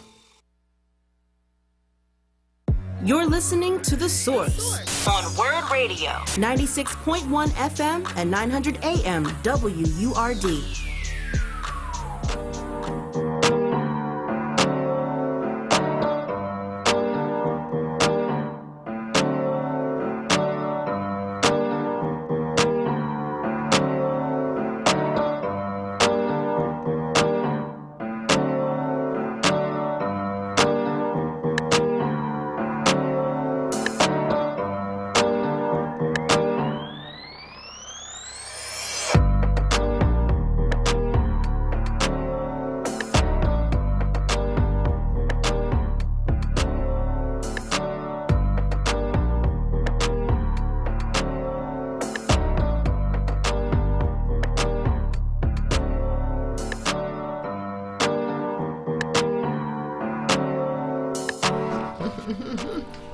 So that was Kayla J's music for the Councilwoman, and she told me that the Councilwoman and she lives in her district, and she said that you're responsible for her going to school. What did you tell me? She my Facebook buddy. when I first got accepted to school, she helped me out and she sent me an email. She said, I want to sit down and talk to you and pick your head. And I was like, okay.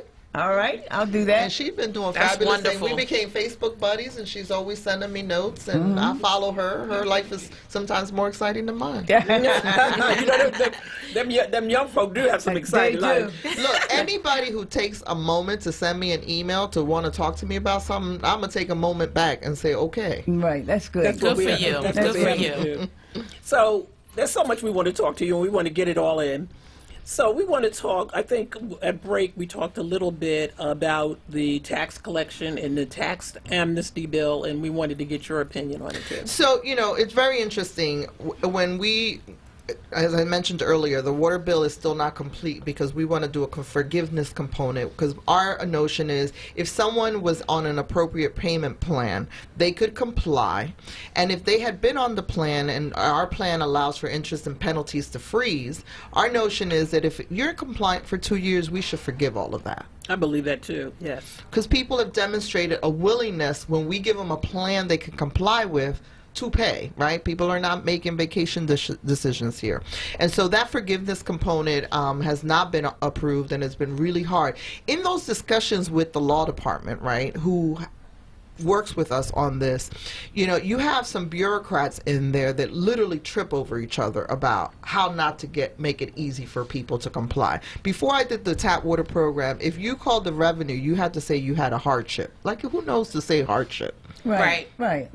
This notion that, again, that people are just not paying because they can't pay, because they don't want to pay, as opposed to they can't pay. When you get people who don't have those lived experiences, that's right, who come from and raised in areas that yes, they're entitled, that their view, I say this about when you hire the police force from outside the city, it's difficult when you're working in the city. You see people at their worst. Yep. You see poverty. Absolutely. And then you begin to treat people differently because they don't look like and act like the people from where you live. And you're scared. I mean, the fact of the matter is some of the issues around training with police officers, and I was on the police oversight board that was dismantled when Kenny came in, and we had a lot of very tenseful conversations about use of force. We spent many hours at the training academy just looking at the methodology, and there was some changes that needed to be done. This issue of use of force versus de-escalation, right? And there's a whole new methodology around how you train people around de-escalating. Right. And we sent a letter to the police commissioner around the Starbucks incident because we thought that the way the officers responded, they came in and instead of de-escalating, they escalated it. They sure did. And, you know, Into an arrest. Until an arrest, and caused a national embarrassment. Yes. And it could have been handled differently, and that had a lot to do with training. Yes. No, and the police oversight committee, again, it was dismantled under this administration, and there were a lot of great civil rights lawyers and other people around the table. And it was, it was difficult. You know, the FOP, everybody was represented. And this came as a result of the federal judicial reform, the Justice Department report that came out that, made a lot of recommendations to the police department. And I know Ross is still working on the checkoff list. It was like 157 items. Wow. But you need an independent police oversight piece, But why don't we have it? Well, the administration chose a different route, and they have some sort of police advisory board that's a little bit different. And I know when they first came to me and said, we're dismantling the oversight board to do this, are you interested? I said no. I was interested in sitting in that board where we had the people who sue us and win, lawyers who sued us and win, and others, because that's where you're going to get the honesty, right? Right. This board, I have not followed the work as I did before. Like I said, I learned a whole lot, and mostly because we had the folks who filed the charges against us really working through that. So, but let me go back to the issue of the revenue collection, and this is the part, that frustrates me the most, because when we talk about getting working people into compliance, right, every statistic and every report will show you if you give people a pathway, they will become compliant. Right? It's when government doesn't. But at the same time, you have a law department that has a level of discretion. They do offer and compromises every single day with big taxpayers. And they get to decide what are the penalty they wipe off, what are the interest they wipe. So we have to legislate, right, fairness sometimes. Yes. Right? And that's what we see, and it's not quite fair. Right. So the whole tax amnesty bill that when Councilwoman Bass came to approach me, because we were one of the co-sponsors of it, we start talking about, well, if we do the tax amnesty, we're going to lose money. It's going to hurt collections. It's going to. So the whole, and I didn't hear the whole hearing. I listened to some of it because I had an interest in it. The whole discussion was why we couldn't do it. There was never a discussion about if we were to do it, how do we help the people we're trying to help and not give a pass to the people who can pay. That never came up in the debate. The administration came in, and I thought that they were presented very arrogantly with why they can't with no do anything, no empathy towards the people who were being hurt. And no language that said maybe this is something that we could take a look at some point and come together. We did amnesty. Councilwoman Krajewski was the last one to pass an amnesty bill, and let me tell you what happened at the last amnesty, and this is why it's problematic, which is why they're at the no, not the how, right? And I always get frustrated. It's like, give me the how, not the no. I know you want to say no. That's the easiest thing for bureaucrats to do, is say no, we can't do it. It's too difficult. One of the things that we did in the last amnesty is we had collection agencies that have a history of working with the city of Philadelphia, right? GRB, Lineberger, and there was another one at that time. I don't know who it was.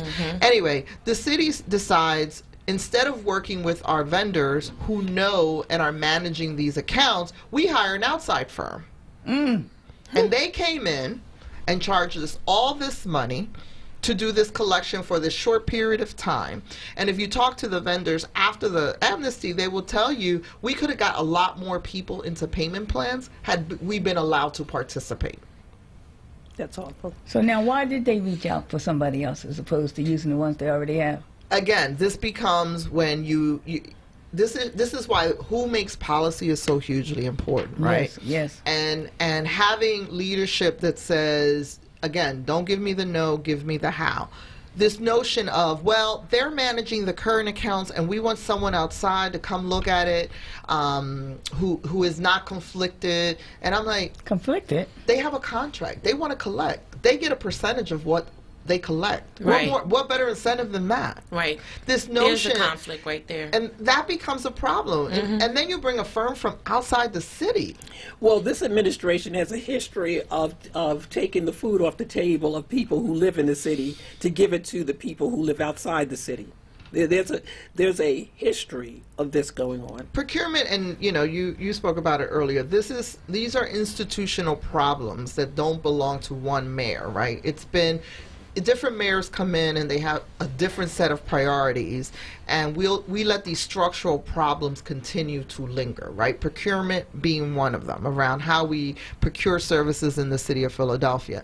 We had the Philadelphia preference points, right, that we always wonder whether they actually use it or not. It was 5%. It was actually Michael Nutter's bill when he was in council. 5% in the last administration. We brought that out to 10%, 10 points, and Councilwoman Bass and Wilson Good, Councilwoman Blondell Reynolds Brown and Wilson, who worked on this for many years. And I could tell you how many times I had to get involved because I had to make sure that they were factoring that in, right? That they were actually factoring in for the manufacturers and some of the businesses in the city. The problem with procurement, and I've done at least 30 hours of procurement reform hearings in the city of Philadelphia, and we had some of the discussions when we were talking about best value, is it's not one single thing. The fact of the matter is that the city has hundreds of people who generate a proposal in the city, and there's no standard for it. But beyond that, the people my problem is that many of the people who sit on those panels don't reflect the people who live in. But who writes it? Who writes it? So who weights it? Right. Who sits on the panel? The who criteria, makes the criteria, the evaluation. So even before you get to the panel, because for instance, when we're doing capital projects in our district, particularly as it relates to Parks and Rec, I have my staff sitting on the panel. But we learned very early on that it didn't matter when you sat there at the end. You had to sit there at the RFP level. I tell people, you know, I had a little history in the city. I used to be the vice president of District Council 47. I worked in a good administration. I came back into the Rendell administration and left in the street latter part of the street administration. I know how people write RFPs. Yep. And I know that sometimes they gear them for the people that they want, just a little tweak here, a little tweak there. And so when the mayor says he leaves it to his people, and the people are not sensitive across the board that they need to be much more inclusive, then they will design something very narrowly to fit the person that the company, the person that they want it to go to. And more importantly, they will put in a criteria that eliminates Everybody the person that potentially could do it. Absolutely. I've watched it. I mean, I've read the But it's done RFPs. intentionally. It is done very intentionally. And then when we talk about, the lowest responsible bidder, right? We had a whole debate around lowest responsible. So, I look at the water department, which I'm going to be doing a whole lot of stuff because there's millions of dollars in the water department. They're transitioning to a new leadership. I met the 2 finalists and I said to both of them, I said, I want you to know that I'm going to be on top of you. And it's not personal. It is because there is millions of dollars at the water department. This contracting stuff is out of control. You have a group of people, a very selected group of people. They have over 200 staff members in operations that get paid out of capital budget. The worst financial best practice. I was going to say they're increasing the water bills. Exactly, because they can. Because no one's watching and monitoring the stormwater fees because that goes into the water fund. So I said to the candidates, just know that I'm going to be all over this, right? And I'm going to be all over it because one of the things that they do over there, when you get a list of all of their procurement, it's the same people who get the contracts. Okay. So I said, what is a lowest responsible bidder? To me, responsible means that you're on time, that you don't have change orders, right? And overruns. Right. So why do people who have contracts with us that have all those things are allowed to bid on another contract? Oh, wow. And I've had contractors who said to my face, I do the streets department stuff first because they're check on me. Then I'll do this department second because they don't really care. It's crazy. And that's There's what no we have. standardization. There's no standardization No uniformity. of this is the basic. And if you have an open contract with any city department and you're behind budget or off schedule, you should no longer be declared responsible. That's as simple as it could get, That's right. Joanne, and you can make a difference. They're unwilling to do that because departments don't know what other departments are doing. We could keep you here forever, so we're going to hit a couple more points before we end, but we want you to come back. Promise us on air that you're going to come back. I will come back. You have been, I'm going to be in trouble. but you have been the most That's okay. informed. It's good trouble. We don't want, listen, Right. the way we make things better is to shed light on it. Yeah. And sometimes we say things, but you have the very specifics to what we say. Let's talk the soda tax. Yes, let's talk the soda tax. So I just, for the record, it's real important because I hate when people give this false narrative that I'm not for pre-K and rec and whatever. When I got elected, I did a 10-year recreation plan. So I've been working my plan for a long time because I've always understood that open spaces, children's spaces, and elderly, because we've created a robust system of intergenerational spaces are important.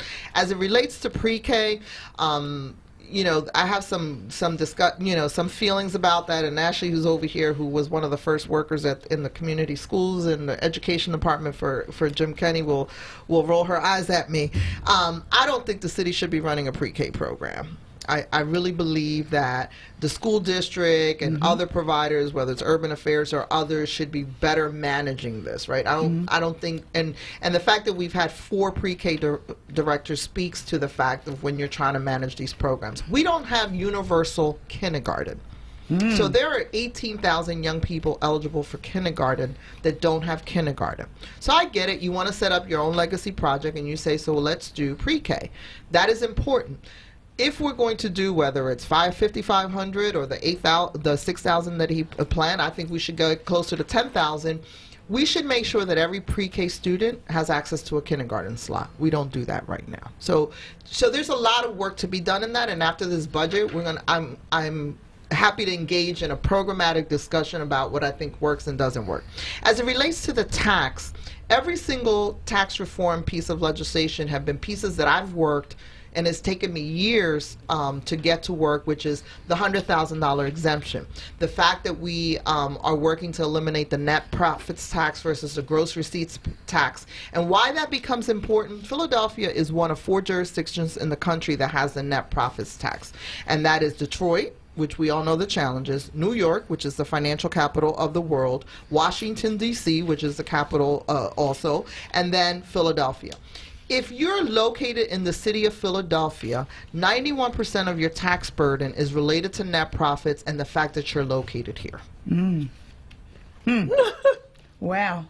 So when I say that we have a tax policy that encourages you not only to be locate outside the city, right, but it ensures that you can use the loopholes not to pay taxes. And who am I speaking about? People who are in our market who claim they don't make a profit here. Coors claims they don't make a profit here, but Budweiser claims they don't make a profit here. If you're a multinational company and you're in our market, you don't pay net profits tax. What? So we have this. And look, this is years and years of work. And when I did the single sales factor, for instance, our manufacturers have to pay 6.5% net profits tax, and they're operating in a global market. Right. So we worked against all of the traditional thinking, and we eliminated the net profits tax for manufacturers, saving the manufacturing sector in the city of Philadelphia $60 million a year. That was my legislation. So when you ask me to vote for a regressive tax, and I just spent the last 7 years convincing all of the administration, fighting against the Greater Chamber of Commerce, to make tax policy fairer for small businesses and manufacturers in the city, it's like voting against myself, right? Absolutely. Right. So I want you to hold that because she's giving me the sign. We got to go to a break, and we'll be right back. You're listening to WRD, and we'll be right back. Vital Signs, Wednesdays on Reality Check with Charles Ellison, 4 p.m. till 7 p.m. right here on Word Radio, 96.1 FM and 900 AM WURD. Streaming live on WordRadio.com. Einstein Bariatrics wants to talk with you about how losing weight can impact every aspect of your life. They know weight loss surgery is no easy decision, but will be with you every step of the way. With nationally recognized expertise and a full team to support you from the moment you reach out, Einstein is committed to doing whatever it takes to help you succeed long after your surgery. They've already helped thousands start a new chapter in their lives and will do the same for you. This changes everything. Get started with a free information session at EinsteinWeightLoss.com. Who will protect the citizens of the tri-state area from careless motorists, doctors who make medical mistakes, and companies that make defective products? Who will ensure that property owners are held accountable for dangerous conditions on their land? Who will represent the people with the honesty, integrity, and compassion that they deserve? I will. I'm Sam Anyon, your advocate, your lawyer, but most importantly, I'm your friend. For more information, call 215-935-6901. That's 215-935-6901. Call now. Support independent black media and join the Forward movement now at 215-425-7875. Or visit WordRadio.com. 1 in every 4 of us can't make ends meet. We can keep pre-K for our children and still get rid of that ridiculous soda tax. Drug injection sites are not safe, and someone gets killed almost every day in Philadelphia. From poverty to potholes, we can do better. I am Anthony Hardy Williams, and I have been listening to you. We can move Philadelphia forward together. Vote Anthony Hardy Williams for mayor. Paid for by Williams for mayor. Open calendar. What's my schedule looking like? Next Thursday, you will be caught in an emergency flash flood between Park and First Street. What? No, that doesn't work. I'm busy then. Decline. Decline. Floods don't exactly work around your schedule. Disasters don't plan ahead. But you can. It starts with talking to your loved ones about making an emergency plan. So don't wait, communicate. Visit ReadyPA.org. Brought to you by ReadyPA.org, FEMA, and the Ad Council. You're listening to The Source on Word Radio, 96.1 FM and 900 AM WURD. Ready. We're back. You're listening to WRD 96.1 FM, 900 AM. You're listening to The Source, Black Women's Leadership. I'm Joanne Bell here with Emma Chappelle, Rita Hill, and we are having a very informative conversation with Councilwoman Maria Sanchez, and we're loving every bit of it, and we're learning. And so time is going by real quickly. We're going to go right back to the Councilwoman. So real quick, so the problem with regressive taxes, right, and one of the things I've challenged my progressive friends around is if progressive have to go to regressive taxes to fund things that are important to us, we're in trouble. Let me repeat that. If you're a progressive, and you have to go to regressive taxes that you know disproportionately hurts poor people, then shame on us. So no shame on me, because I'm going to be consistent even if it's painful. I do believe that there are other ways that we can fund some of these programs. When you talk about rebuild, it's $30 million a year when we borrow the $300 million. We have a $10.9 billion 6-year capital program. Shame on us if we can't figure out how to pay for it, right? When we talk about pre-K, you know, whether you look at the shifting of the millage 60-40 that would generate about $71 million, or when you talk about eliminating the tax abatement, which will be about $40 million. So there's money to pay for this if it's important to us. And I think all of these programs are hugely important and necessary to us. But let's talk about the regressive tax nature of the sugar tax. And we have to be really clear that this is not a soda tax. This is a beverage tax that hurts everyone. And the reason that I proposed a study the other day, and I asked for a legislative vote on a study because I thought it was important that, yes, I could ask Council President to do a study, but I want something that goes on the record, gets reported out to Council, and Council has to act on it, right? Because we got studies to nowhere. We got studies collecting dust. It goes in that circular file. I did not want this to be a study to nowhere. It is a study that gets reported back to Council, where Council has an opportunity to ask the questions that they want so that our consultants could come in and answer those questions. So what's the problem with the beverage tax? Look, we all agree people should drink healthier. I'm the first one to say all of this discussion has led to the industry having to change its product line, how it services the community. But when you live in food deserts and you don't have the options, because what we did with this sugar tax is everything is taxed, right?